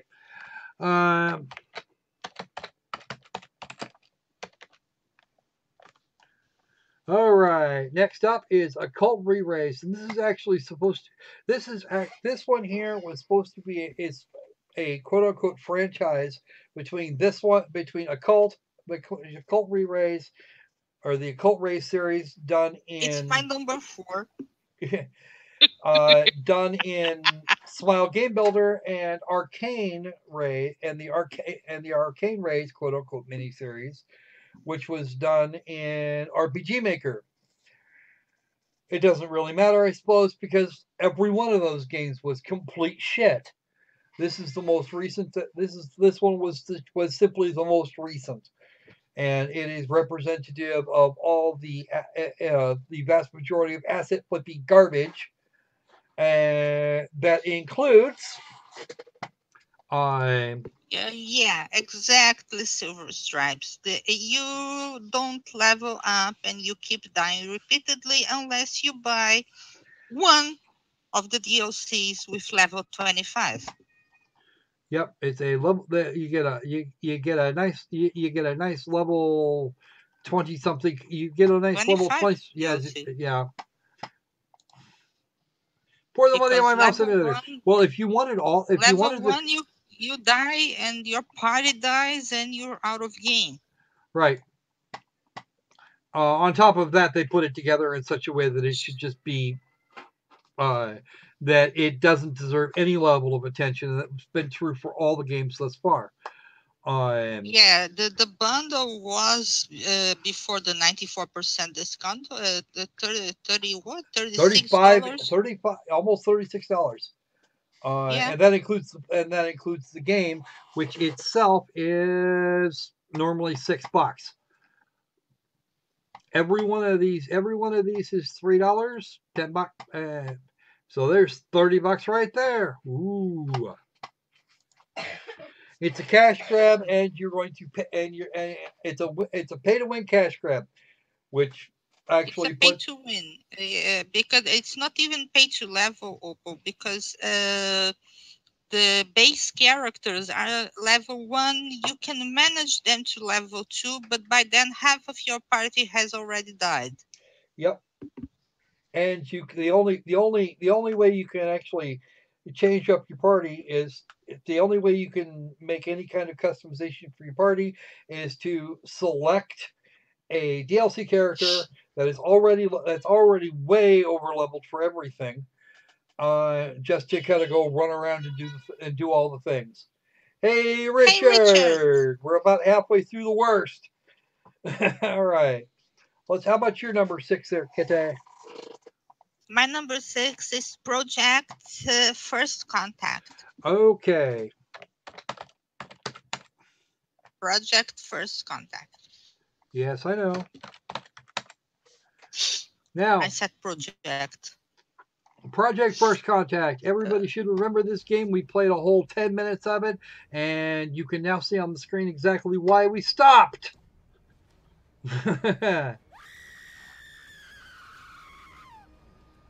So evil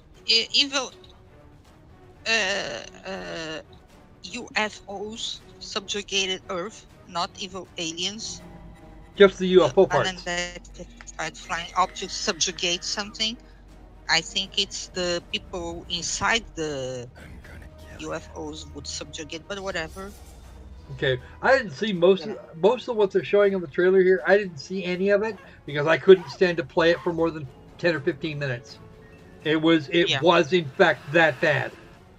Yep, and it's on top of being an asset flip, on top of being just technologically poor. Miss Kitty is going to be interested to know that this in fact that Project First Contact is in fact my #1 worst game this year. Oh really? Yes. Because as much as I complained about some of the others making me want to puke, this one did. It managed to succeed. It took an hour or so after I walked away from it, but yeah, I wound up. It made me physically ill, and because that's the way the game is, rather than physically ill based on. Yeah, this one was the most powerful. This one here was the most painful to play thus far.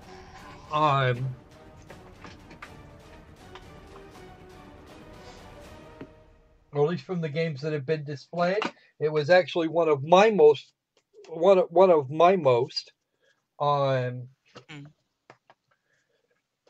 was actually one of those that it just really didn't do very well all the way around.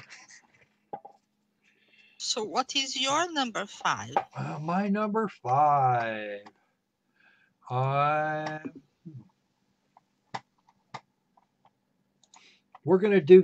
Okay. Some people are gonna raise an eyebrow at this, but there's a reason for it. First one was my number 2, of course.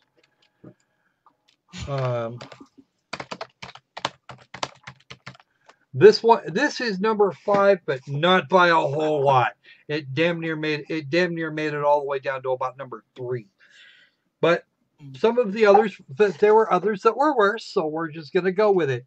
This is The Sorceress. It is a wannabe wander around RPG that thinks it's Diablo and will never, ever, ever pull that off.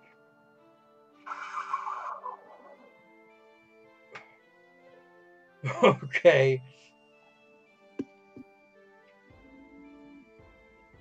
Yes, Occult Re-Riff needs to be hit with a run with Cheat Engine. And in the worst way. This one here had all sorts of technological issues. It had a difficulty curve that made me want to get into. It made me want to get in there and actually. I actually went into the registry because it's a Unity game. I have to go into the registry for the save files, and I absolutely insisted on hacking the shit out of my save game. Yes. Oh, look, Comet Sans. Yeah, no, it's. There are so many things wrong with this game. I'm not even sure where to start. And the second time, and the rest of them are in a great. The rest of my list are in a great many ways far worse. And unfortunately, my list is a bit more technical than Kit's. Because somebody likes to stand on politics, whereas I generally tend to stand on what the game is and and its actual flaws. This one here had too many flaws to count.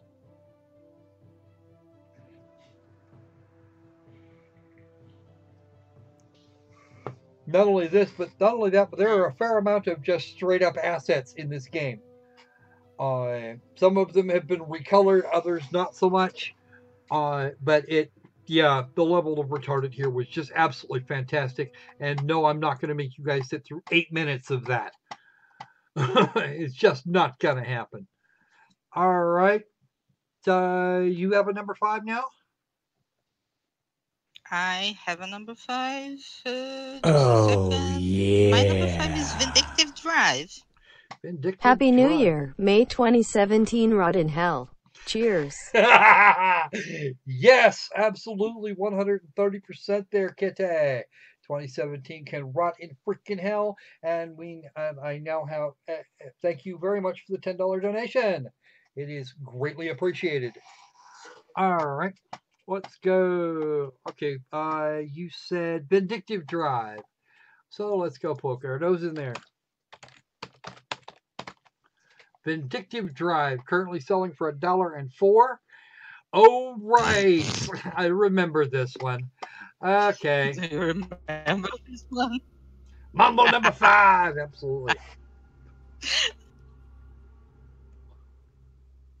Number 5. So draggy.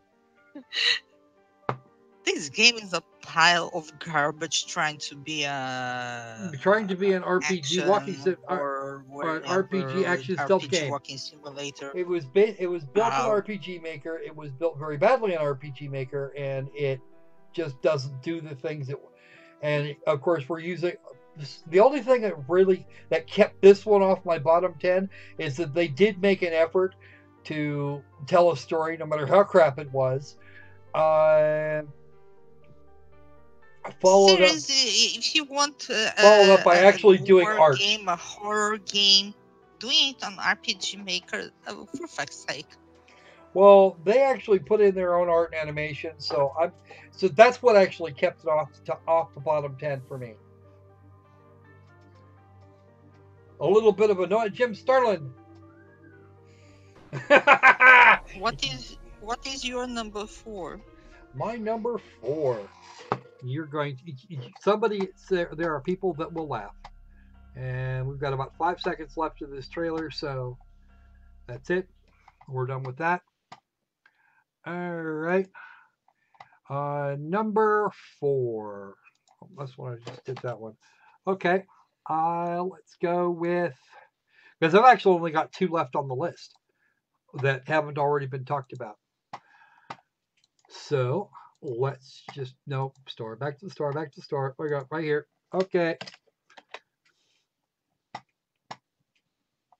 Really? It doesn't look like it's actually here anymore. Uh-oh. Uh-oh. Oh dear, it was one of those that has been stripped off of Steam. So I'm gonna have to. So apparently we're gonna have to do this the other way. Let me go back. Let me get down to the actual games list, because if I don't do this correctly, I have to at least show something, or try and show something, because it's been a while since I played this. You can see how many games I've got too. Where to go? Oh, where? You have it uninstalled. I don't see it. Where to go? It's right there, down there. Down Scroll where? down a Oh, there little. it is. Okay. How long? What's it gonna? Oh, it's actually not very big, and there's probably a reason why it's been uninstalled. Of course. Because it was in fact that much shit.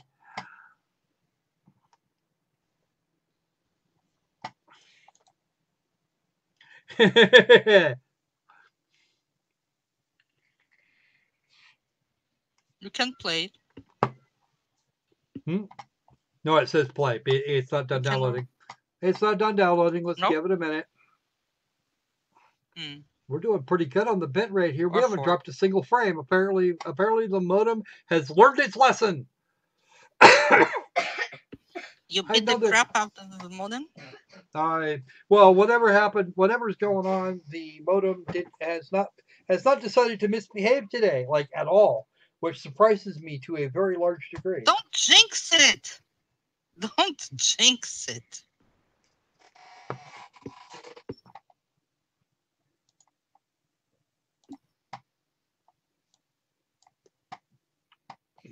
And we're making some fairly good time. Yeah, the stream's actually been good today. Last night's stream on Twitch went really well too. And now I'm starting to get scared. So, as for next year, we're probably going to be moving the live streams off to Twitch. You're not killing the bandwidth, right, Drac? Bring your ass in here and see if that changes things.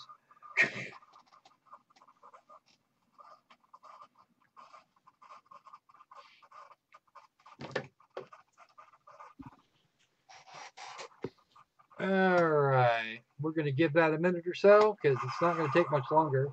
No, we got that. I'm not sitting here for 5 minutes on it. We'll come back and play it. What do you got? What do you got next? What number we are? Let's 4? see. Yeah, you're number 4. My number 4 has already been on your list, Occult Race. Right. Okay. That leads us on to number 3. And I think I know which one I think you have. All right. My number 3 starts with the letter T. Yeah, that's what I figured. Number 2 for the A one. All right. Let's we'll show you Ivan versus Nazi zombies here in a few minutes. Number 3. Oh. Pine Seekers. This game is also known as Pain Seeker. Yeah, well, this game here is designed for multiplayer action, and it wouldn't even be good for that. They put in a single-player mode where you can go wander around the maps, and with very limited time periods, and yeah, shooting at scarecrows.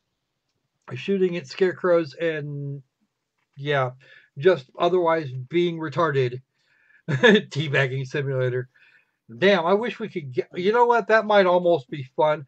And this game here is most decidedly not. What you do have is technologically seriously inferior.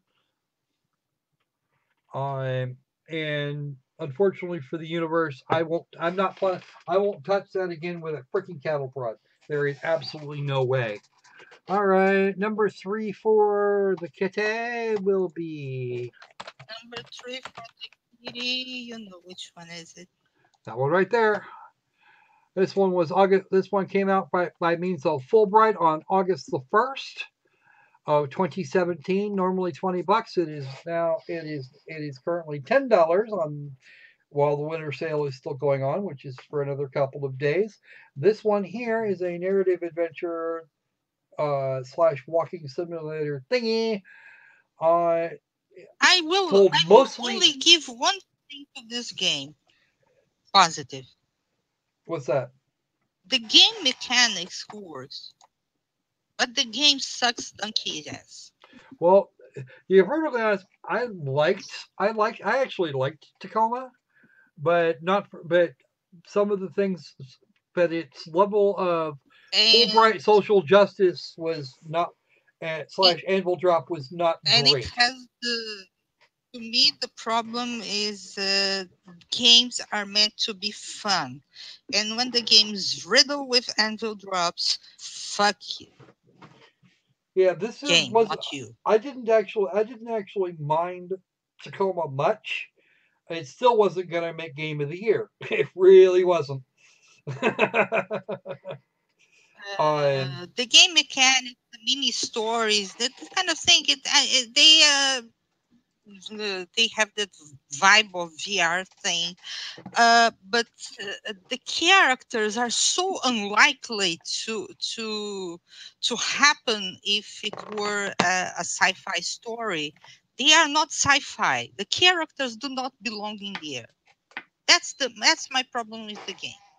If you want to tell a story, if you want a point and click thingy story, walking simulator, give me a fucking story, and not a bunch of anvil drops. Yeah, that's. Whoa. I'll be honest. Yeah, good job. Well done. There is exactly one straight white guy, and he is dating the station administrator. It's just. No. Who is severely overweight. All right. And we have, and if I remember correctly, the doctor murmurs and everything, and going to a space station and then failing badly because reasons. and the entire save the AI stuff. Oh, fuck you. Well, I'm not even so much worried about the save the AI thing. That was actually one of its upsides as far as I was concerned. All right, and we still have one more from you since the other end of my list, since my entire list has been covered at this point. Okay, I have my number 2. Uh, It starts with A. yes, I know. It's the only one left on your list. I keep track. All right. This is a game that we wound up having, where in the video actually wound up without any of its without any of the without any of our commentary. On the video that we made for this channel, we focused on the horrible game mechanics. But Yep. as if it were not enough, it also has it's loaded with More anvil anvils, drops. and anvils are dropping all over, and it's inaccurate in what it is depicting. It's a fucking lie. Okay. So not even the story can be saved here. Tacoma has a story, has game mechanics, has implausible characters. Here, the game mechanics, we already shit on them, but the story is a lie. We were going to make a video about it. We didn't. We may do it or not. I don't know. But the story is poorly researched. Even Giggle can give you a better answer to what's going on in the area that they chose to place their game. Absolutely, Giggle. 130%. Giggle. I did a Giggle search. And AO was not my favorite game for a number of reasons. Was more accurate. Even Giggle was more accurate than this. $10, not on sale, and this is supposed to be the story of a girl sent out by herself, despite the fact there were several other people kicking it to go get water for her family from a distant well. Yes, well, we got to the well, and then we wound up in a whole pile of other bullshit. None of which was actually very good. All by themselves to fetch water for the village. Which is still bullshit. Yeah. And the game mechanics lacked. The platforming was impossible. Well, it wasn't impossible, but it was just very painful. Was floating. With floaty controls. You're trying to show off your animation by making the jumps just a hair farther than poor AO can actually make. I mean, she's people, a little do something. girl. How they want even if the character was an adult, it wouldn't jump that far. Poor creature. Jump that far. Poor little girl. She's got a big ass heavy thing on her back, and she's gonna, she's no older than probably 9 or 10. And yet she's going to jump around in trees, make her way up and over rocks, etc., etc. It's just, why? Why did you do that? I realize you were trying to make a game, but it's still bullshit. Rock. You can't walk around the rock. You have to jump, and you have to climb, and you have... Oh, it's so tiresome. Anyway, so let me show you the thing. And this will be our actual first gameplay this will actually be our first gameplay. Let's get it going. All right. Should be okay now. Should be? Should be. It showed finally. Okay. So I had to, sorry about that, folks. I had to do all the things. Ivan versus Nazi Zombies is so bad that it, killed XSplit. It murdered it dead. And I'll show you a little bit of this level right here, and then we're going to shut the game down. because this game is in fact that bad. But you can actually not only complete the game, you can just run through everything if you really felt the urge in very short order. No, please don't. Forget about this game. Yeah, well, it's the Russian dude and the Nazi zombies. Actually, it's not Ivan, it's Ivan. Ivan? But that's okay. Ivan. Yeah. Open. The A is A. Ah, Ivan. okay. Ivan. Ivan.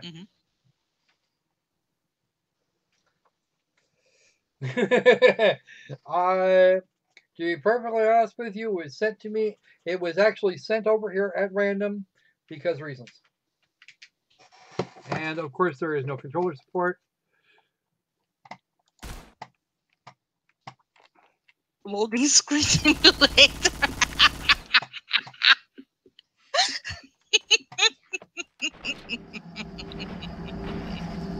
Oh look, that's a little more like what I figured.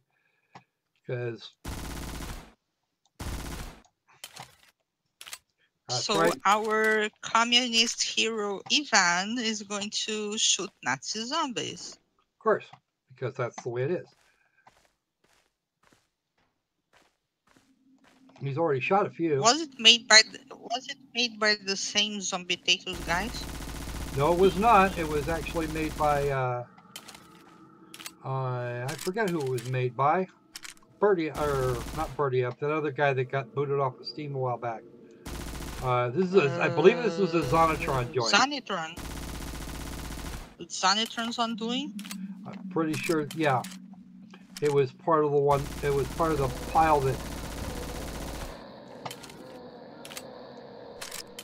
Because it's on par with the ability of the Zombie-Tater brothers. Well, no, the Zombie-Tater brothers used the same engine for some of their early shit. All right, I think that's enough of that. It's enough. It's enough.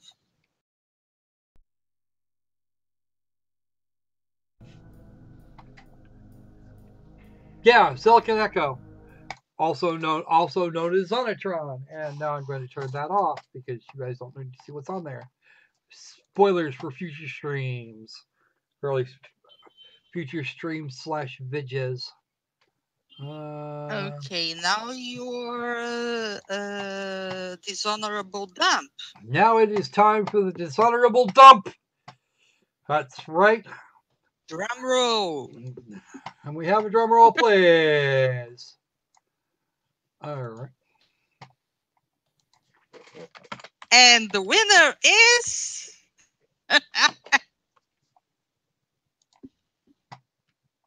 Okay, this isn't so much a game in and of itself, or at least not the one. This isn't actually the game I was originally looking for this position.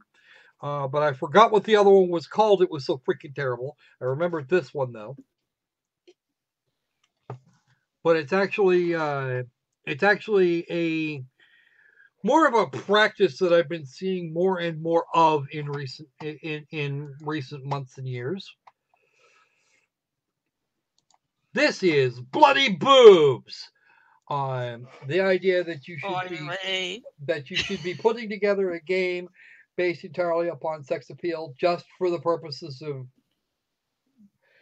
so that you can sell large numbers of copies for very little before anybody figures out that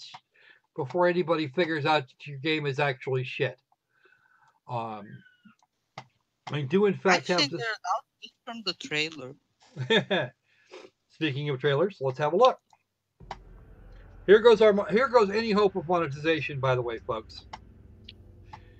This game is you are a woman running around and trying to avoid the demon. Crunch. You go that way. Go, shoot.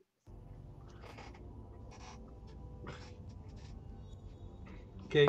There was another one that I liked better for this position for the Platinum Poo, which involved a cartoon woman with high and low attacks, looking like crap, and killing zombies that are either standing up or crawling around on the ground. And if you Yeah. mismatched it, then you've just died. Kevin said it all. The idea begins and ends at the title. Mm-hmm. I can't find it in my collection anymore. It should be there, and it's just I don't see it. Never mind, the woman that was in that particular game was a complete bitch, as opposed to an uncharacterized pair of boobs in something that might actually be thinking it might be clothes. Oppo is asking how much is this piece of Right now, 50 crap. cents. They want 50 cents. They want 50 cents out of $3. And yes, this is another one that I got as a as a key. But this is actually one of the games that made me stop wanting to do bad games. So the section about this game and what the game actually is has a huge disconnect. Well, the key features are all there. Atmosphere of a bygone era of horror movies from the 60s to 80s. Try the 20s to the 50s. Gameplay based on stealth. Well, no, not really. Realistic physics of women's breasts and butts. Well, okay. You're correct. Way too expensive. It's not worth it. Yeah, It is 50 in fact cents is worth too nothing much. at all. If it was, they'd have to pay me to take this game again. No way. Okay. Partially random generation of the labyrinth, which only makes it worse. You can do some character customization, and the tight swimsuits. That's its actual selling point with the blood and the tits. Yes, and it's the their and the selling point. The people want basically make the woman running, screaming, and actually she's a fucking bitch. If she was nice, likable, or something, but not even this. Nope, she's freaking out because she can't find her goddamn barbecue sauce. I mean, what the hell, people? Yeah. You're going to slaughter a million zombies just to find a shop or somebody that has some freaking barbecue sauce. I mean, what the hell? What are you doing? What are you doing with your life that's actually a thing? So yeah, that pretty much covers it. Yeah, our friend Gasparin Bolashov doesn't understand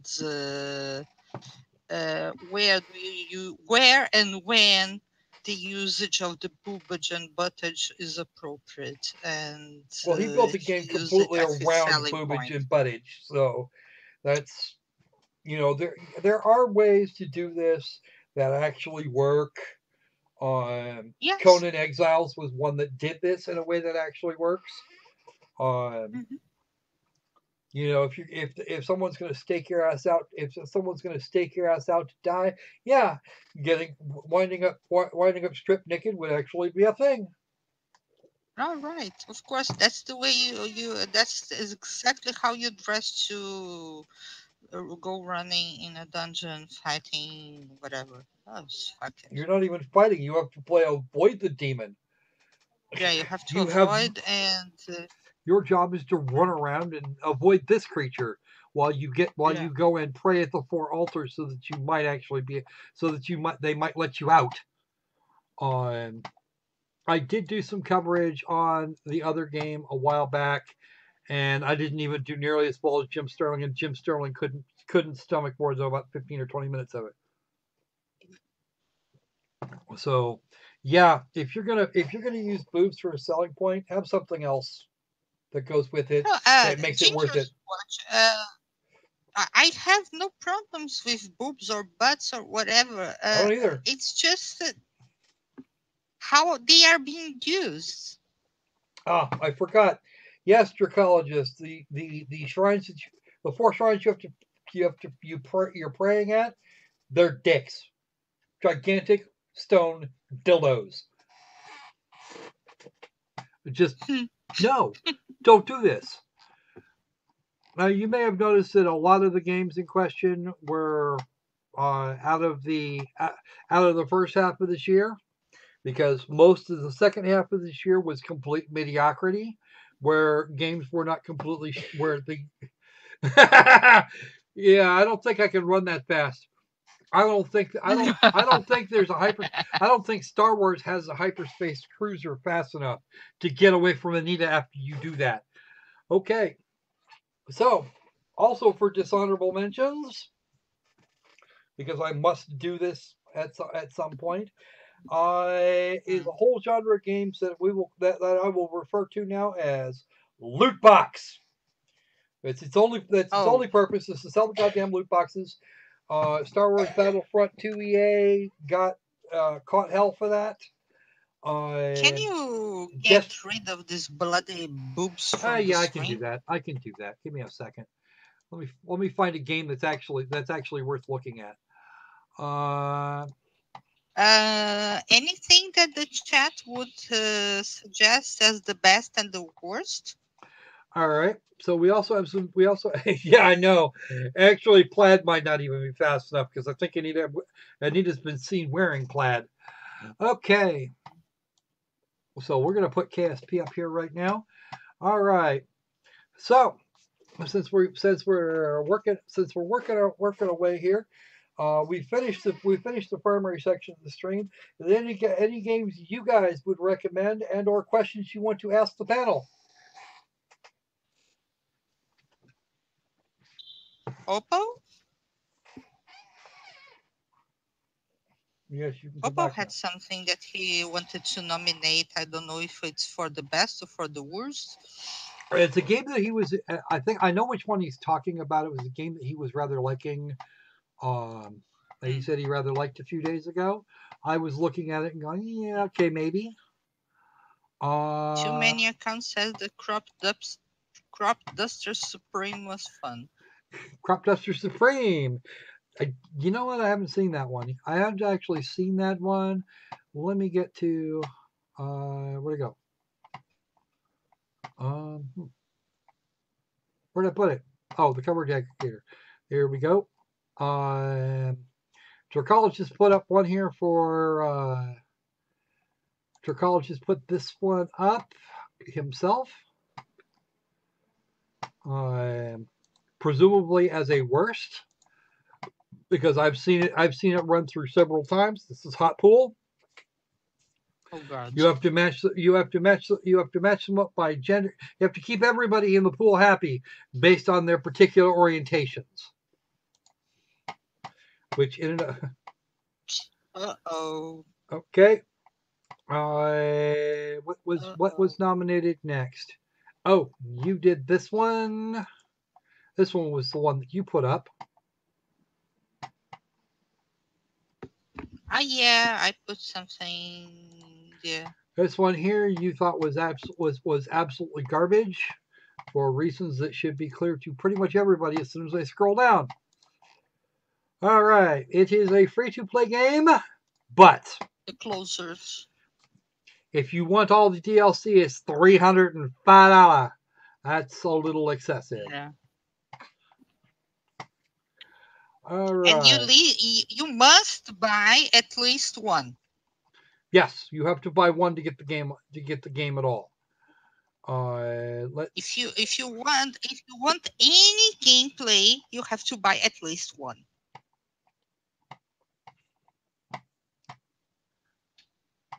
All right, Opal. I seem to be missing the entry that you put in. Oxygen not included. There it is. That's it.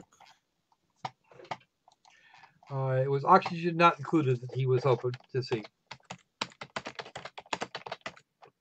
Here we go. It's a $20 game on Steam.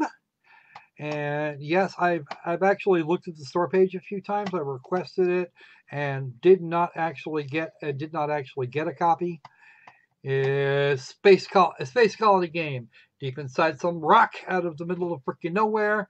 You need to master science, overcome strange new life forms, harvest, yeah, blah, blah, blah. And no, your oxygen wouldn't be included. You'd have to bring it from somewhere.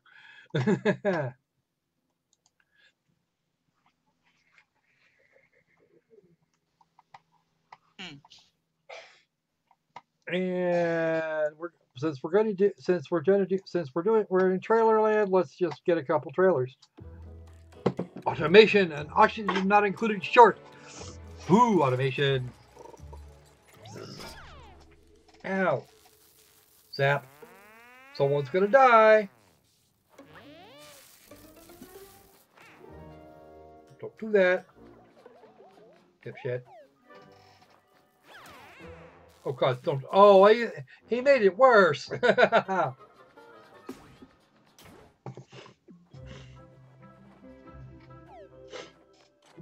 I would much prefer to wait to make a decision on what to get, what to and what not to buy, based on available materials and what I can and can't get from Keymailer or Evolve or some other places.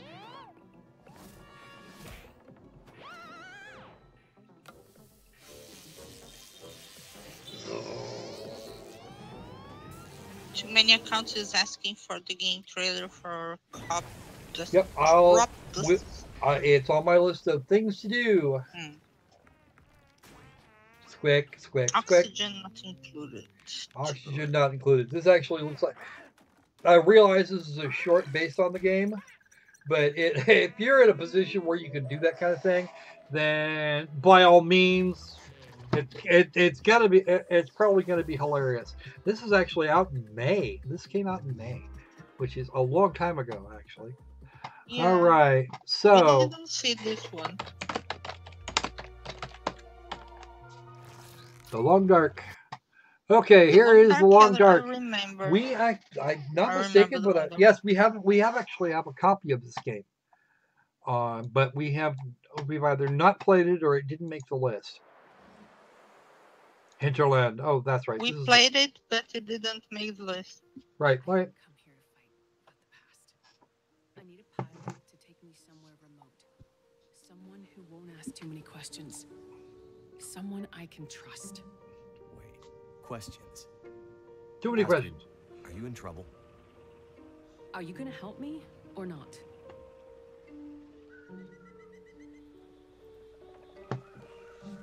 I think we played, but it was waiting for a deeper inquiry into it, and we didn't record the review. I'm not sure we put out a video for this or not. No, there was no video because we wanted to play more and take a deeper look, and life got in the way, something like that. Yeah, probably. The second semester wasn't kind to our health. No. We've got the end of this year has been seriously rough. Yeah, see, I was part of that world. That's a world of closed doors and things being off limits. But that world's... I know we had full intention of going deeper into this one, and it just never happened. Did it? We'll all be tested. All right, that's enough. Minute and a half. All right, and somebody wanted to see Crop Duster Extreme, the trailer. Supreme. Or Crop Duster.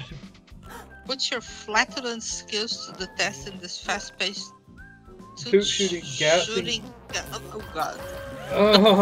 Oh. Wow. Uh-oh.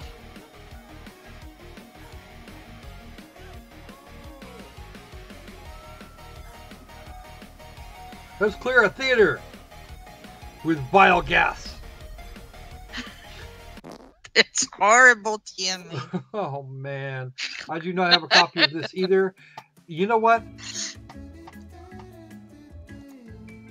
We're gonna do something here. Oh, you're not doing it.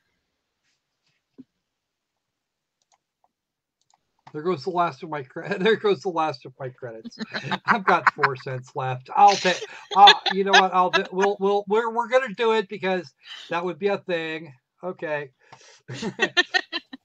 It'll make good filler later. That's right, folks. You saw it here first.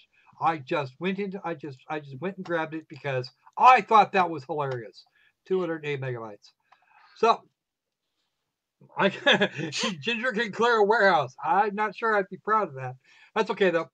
All right. I'm taking your word for it, Ginger's question. All right. So, any questions for the panel?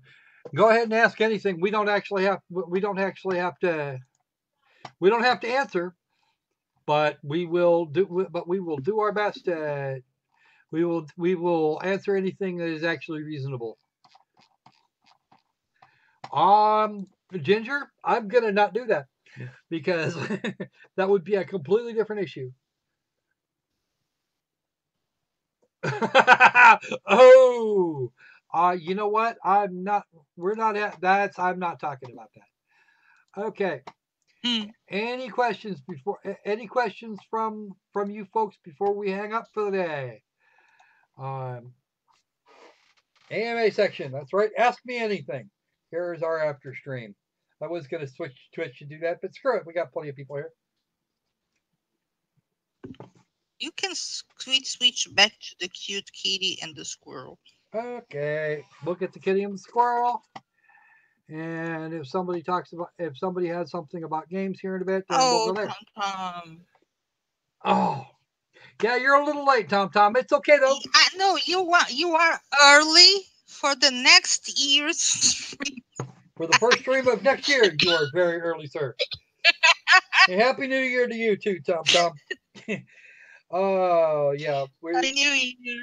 You know, Tom's actually doing pretty good for the on time thing today. He's only 2.5 hours behind. Yeah. Let's see. So we have a question for Oppo. What game made you feel weird or confused you the most? Maybe it depends on how you define weird, to be perfectly honest with you.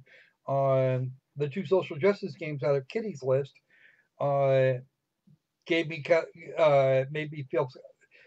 think that some people are just trying way too hard.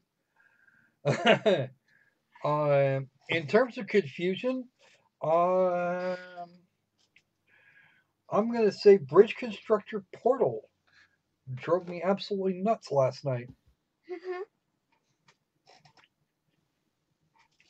Not because it was actually truly confusing, but the idea, but trying to accomplish all of the tasks and what most people would consider valid ways, we don't quite get there. How's that? Yeah. Because there's one of the tutorial levels is so fracked up that you can't actually save every person, just the vehicles. But then we're talking about Cave Johnson and his bullshit. So I'm not surprised that hardware gets would get priority over human assets. Will you play more cat games or more squirrel games in 2018?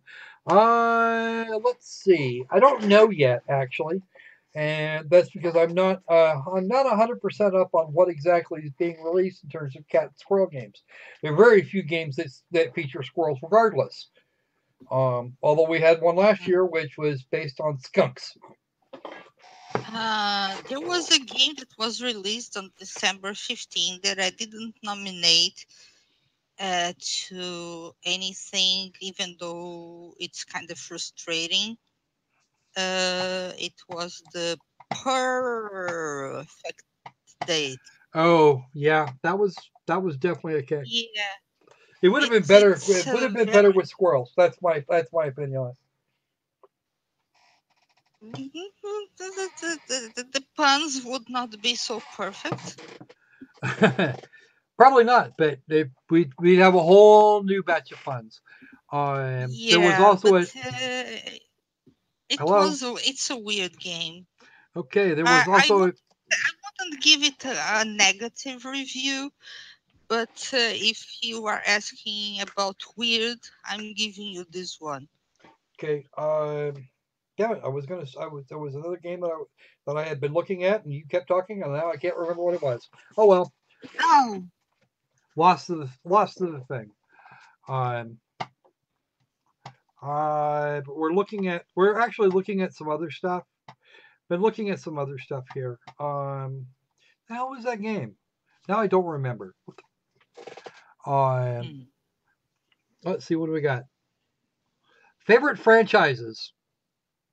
I'm not going to crop dust right now, TMA. I think I'll probably get some footage and start putting that shit at the front and or back end of some streams. That might be fun.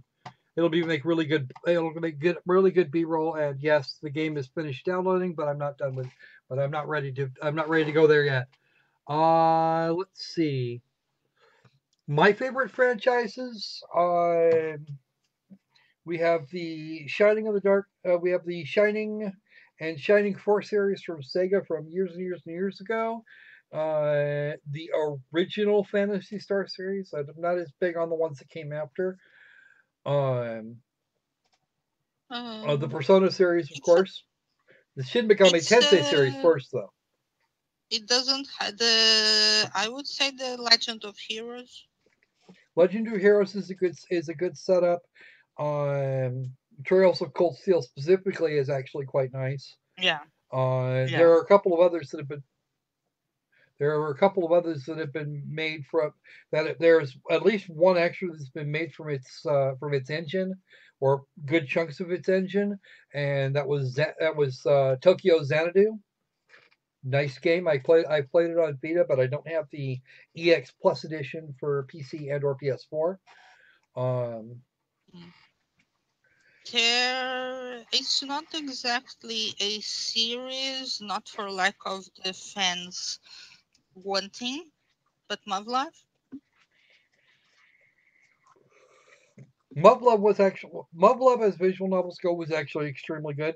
There are better, in my opinion, but that opinion has to be tempered with, well, everybody absolutely adores Muv-Luv, or they're not real visual novel fans.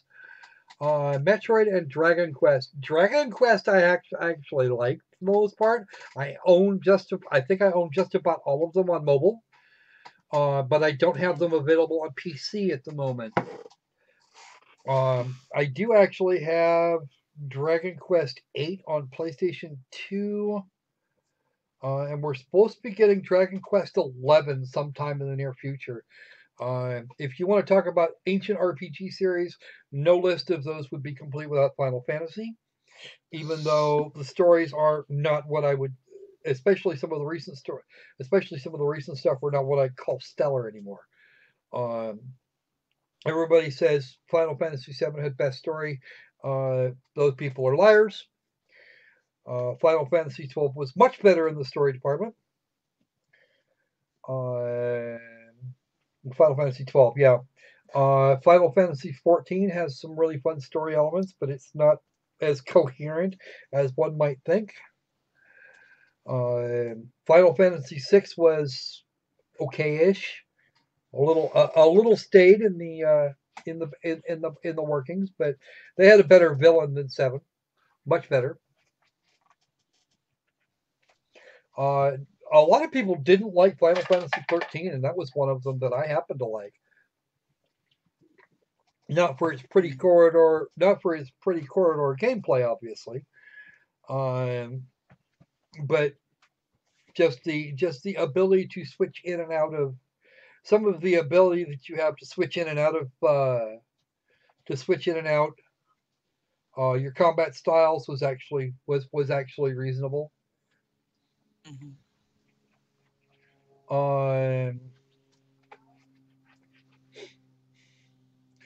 My first Final Fantasy game was the original Final Fantasy. They did really well with Final Fantasy. Square did super well doing that one.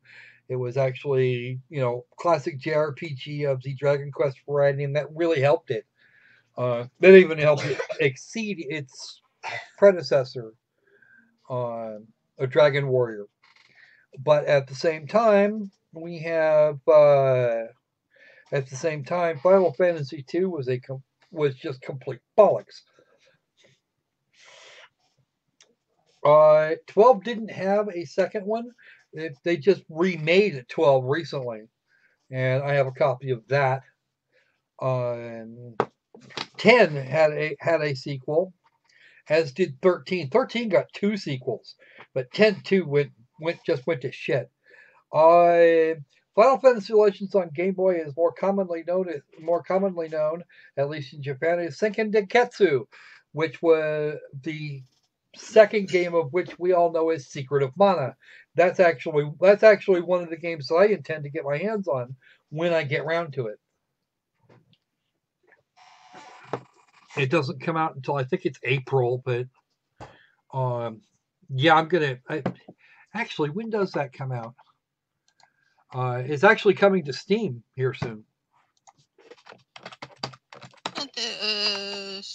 Speaking of franchises, Resident Evil overall, it's not bad. No, it's not. Actually, it's okay. Secret of Mana is due the day after Valentine's Day, and it is a full 3D. It's a full 3D remake rather than a port of a mobile like Final Fantasy VI was. Final Fantasy Tactics was actually pretty decent. I have a couple different copies of the original Final Fantasy Tactics, believe it or not. If I ever get the money together to get my whatchamacallit back, PlayStation Network, I've got a few more.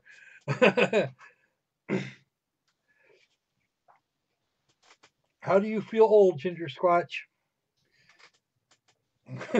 And yes, Tom, compared to most people, I am freaking ancient. There's a reason I don't use a face cam. I don't want to be breaking monitors. I'm fucking old and decrepit.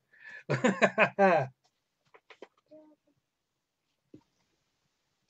worst part is that I'm older than you. Oh, God. I didn't say that, Miss Kitty. You did. Secret of Mana was actually really good. Was actually a really good game. It was a little more actiony than I think some people liked. But even if I wanted to, I couldn't give this one game of the. If I wanted to follow the same rules for next year's Game of the Year, I couldn't use this one. Would be absolutely useless for it because it was originally released in 1993. It's like if I'd gotten a copy of Romancing Saga, I couldn't have done that either. And that game's $20. This one here would be better in a great many ways. But I have a. How much? Huh? What? $40? $40 US. And it's a pre-order for 6 weeks from now. Breath of Fire in RPG terms. You know, I was never as big a fan of Breath of Fire.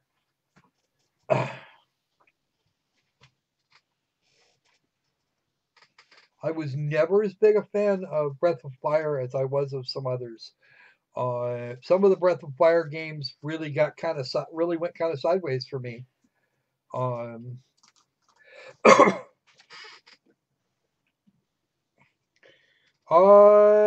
got 4 years on you, Tom.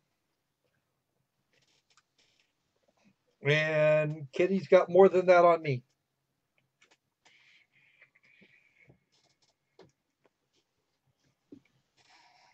I'm not going to say how much. I'm not going to say how much because I'm not 100% sure. But yeah, I'm not 100% sure on that. I don't think I'm allowed to be actually. Last thing I want is to end the stream and Kitty like rip me a new asshole. All right. I'm not sure which part of 2018 that would be. Yeah, no, she's older than I am by a fair distance.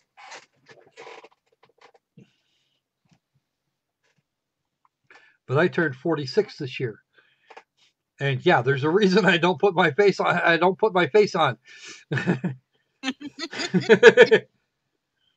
It was actually. I let people live with the illusion that I'm a white kitty with a pink ball.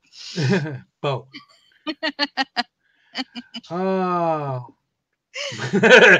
Silver Stripes Silver, you can feel old all you want. It's all good. Some of us are very old. And actually this one here, this 7-year-old over here, is trying to take my spot after I finally roll over and cack off. Because sooner or later that's a thing that's gonna happen.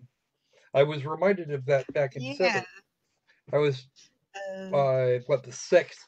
I was very much reminded that the universe is not a nice place.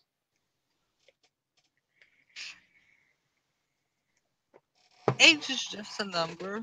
Mm-hmm. I think. Okay, the body may disagree on certain aspects of that statement, but let's see what I got. Let's see what that new item is in the inventory real quick. Oh, really? It's not on the store, but somehow it's not on the store, but I can still what? I can still get cards despite the fact that I can't find it on the store.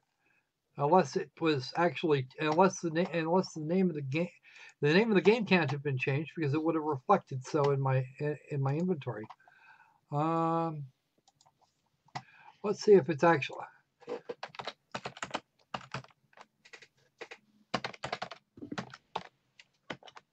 Here we go. Oh.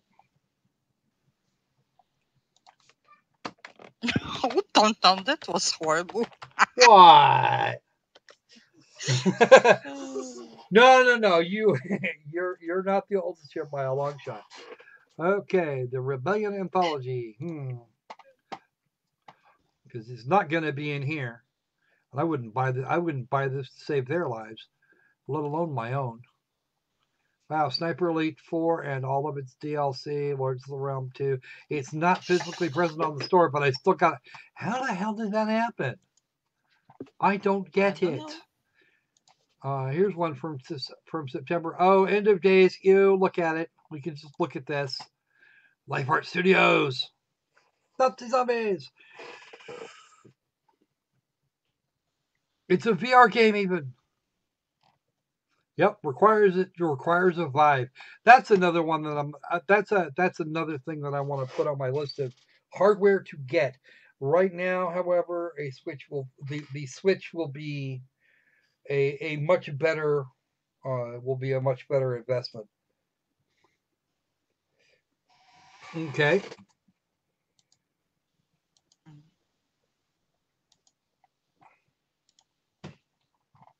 Just click it right there. See? No page. Ha! It's gone. Because if I'm not finding it when I search the store, I'm not going to find it that way. Works every time. By the way, if you guys have not been voting the Steam Winter Sale, you need to be doing that.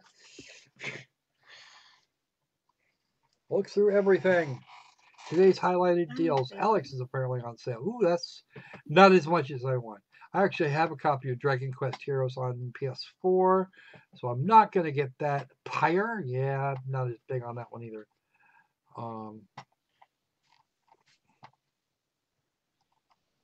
Marco the Ninja Duck Game. That game there was actually one of those that had some connection to the Alex of Mauer from way back in. Did it? No, it didn't. Oh. I think it might have actually used some of her sound effects or some shit. I forget, but it was actually one of those Silicon Zeros. What the Oh, ooh, that's actually this is the kind of game that I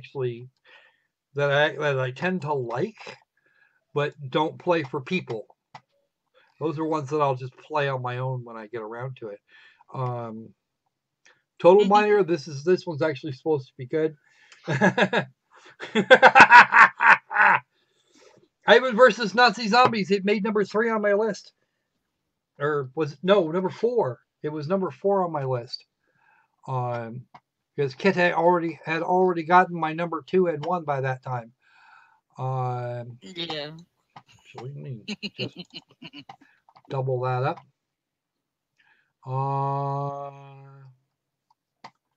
Or do I have it open twice? I must. Ooh, I have it open a couple different times.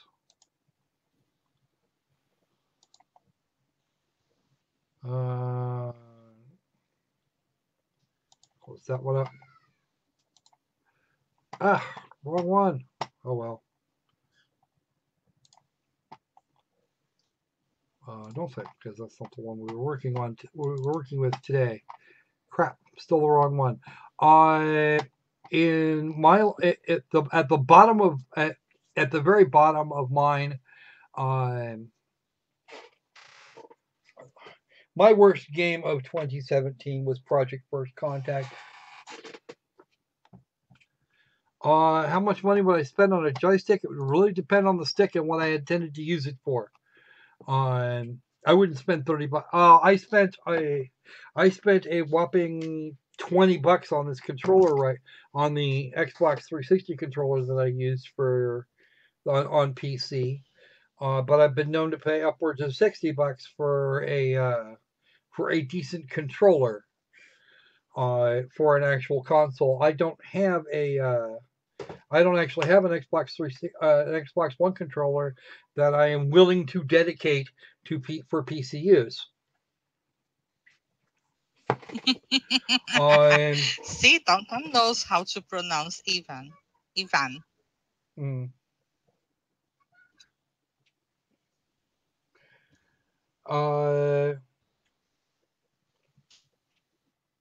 As far as a joystick, I've seen them upwards of $200 that have all the bells and whistles and all the shit. And some of them I might even be inclined to buy. I'm not paying the price they want for a Steam controller normally. I wouldn't do that to save anybody's life.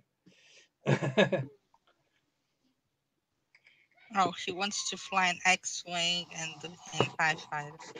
Yes. That will require a search, because I actually have one that I was thinking about here just a few days ago. All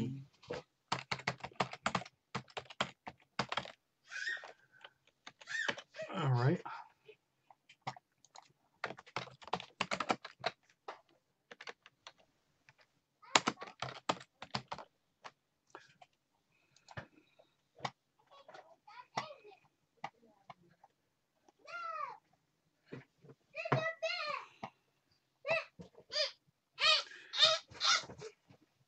Uh-oh. Uh-oh, yes. Uh-oh, indeed. Yes, there is a micro squirrel.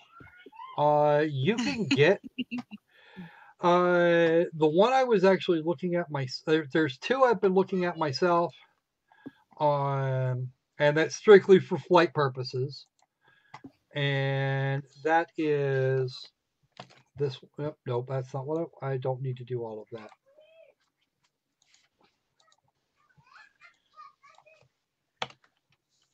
There is one. That is actually the highest number I would give for one of those, period.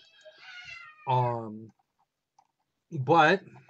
there's another one here from Thrustmaster that is reasonably good. I have heard nice things about it. I've heard much nicer about the other one. But this one here is about 20% of the price. And I've heard I've heard very good things about it too. Note how they both include a well, it's a question. Sometimes with these, you get what you pay for.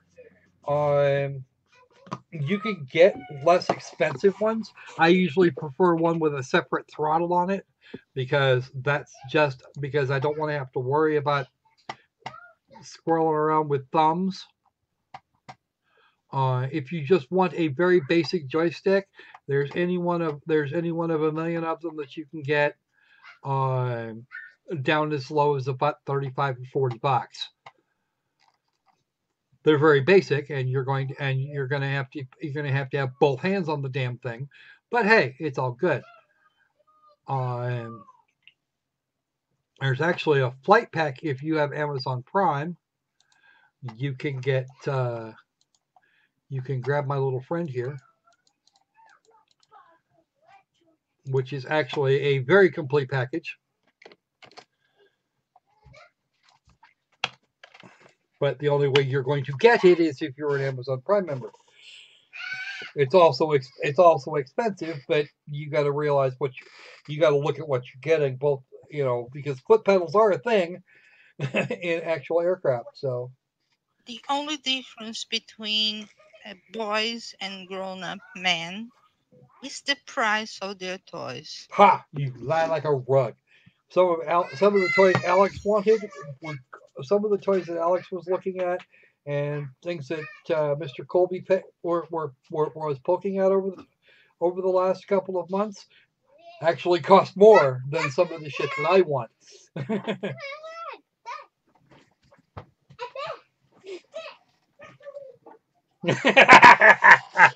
Well, you see, here's the thing, I would use something like that for I would actually use something like that for a Wing Commander game, or okay. Here is this. If you just looking for type, if all you're looking for is just to scroll around for a little while, this one should actually be supported by the games in question directly. I have a couple like this, but none of them are completely intact, and it's $40. It's actually not terrible.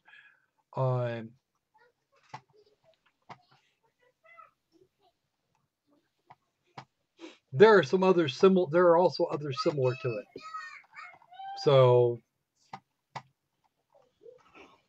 I mean, if you want just a basic joystick, then it gets even better. Because you could, if you had a way to hook it up. Oh God, he got carried away now. That's what you happen when you. Click this here. We can click that. We are about to be 3 hours live. Yeah. We should be ending the stream, sir. We should be ending the stream, but I've got one more for Tom. 4 minutes. 4 minutes for New Year bracket. There you go. We're 4 minutes away from 3 hours. That one there would probably there's another one for you. You probably get on if that one is cheaper, and you might get on with it just as well. Thrustmaster is usually good, but you're going to want to, but you're definitely going to want to be careful with it. What? No, not right now. All right, so. And Opal's bread is just about done. Well, speaking of, I need to go back. I need to go and give the New Year's treat to my dad. It is about that time, actually. Only it's just the time for treats. It's time for treats because elderly people, Must be a Russell Brazilian thing. All right. So, okay. Fireworks are starting. AFK. Happy New Year for Tom Tom. All right. Happy New Year. Happy New Year. All right. I think we're about done here. It'll be the New Year in the UK here in about an hour, and I would really like to be back before then. There may or may not be some sort of a Twitch stream later on tonight, because reasons. Mostly to distract myself from stupid people with fireworks. We have that weird idea of streaming something from the From what? Jackbox thing again. Which we could do, actually. It would actually be a reasonable time to do that. So that the chat can take part. Well, that might be fun. we might. Well, I'll see what we got here in a little while. But if it's on Twitch, you guys need to be careful about drawing dildos and whatnot. Please, I don't want to get banned. 1 minute. Alrighty then. So, 1 minute to 3 p.m. on the left coast of the United States, and it is time to go. All right. Happy New Year, Jackie. Any last comments from the chat or the panel? Such as it is. I think that even though the amount of games that Steam released was completely off the charts, because anyone can make something, call it a game, and pay the $100 fee. In terms of quality, I think that 2017 lacked. 2017 did lack a lot in that degree, and the numbers here, the numbers for that should for the rest of it for how many games were actually published on Steam since they murdered Greenlight in its sleep. We shall see. And it's entirely possible that on my end, Opal Dragon, you might be seeing me you might be seeing us the last part of this year, or at least for me. But we may just ring in the new year right by dropping in and doing a stream during that period of time. We'll see. Alrighty then. So I need to make sure I need to make sure I have all the Jackboxes downloaded. That's going to be a thing. All right. I have all of them. Well, I've got your copy of 4, and I've got my own copies of 1, 2, 3. So, all right. Happy New Year, Draki. Happy New Year for you. Food is calling. Oh yeah. Food is calling. I have that calling. You probably have food calling too. I need to go get some. Is what my problem is. All right. So we shall see you guys another time. And between now and then, be safe, be sane. And let's hope that 2018 games are fun again. All right. See you later. See ya.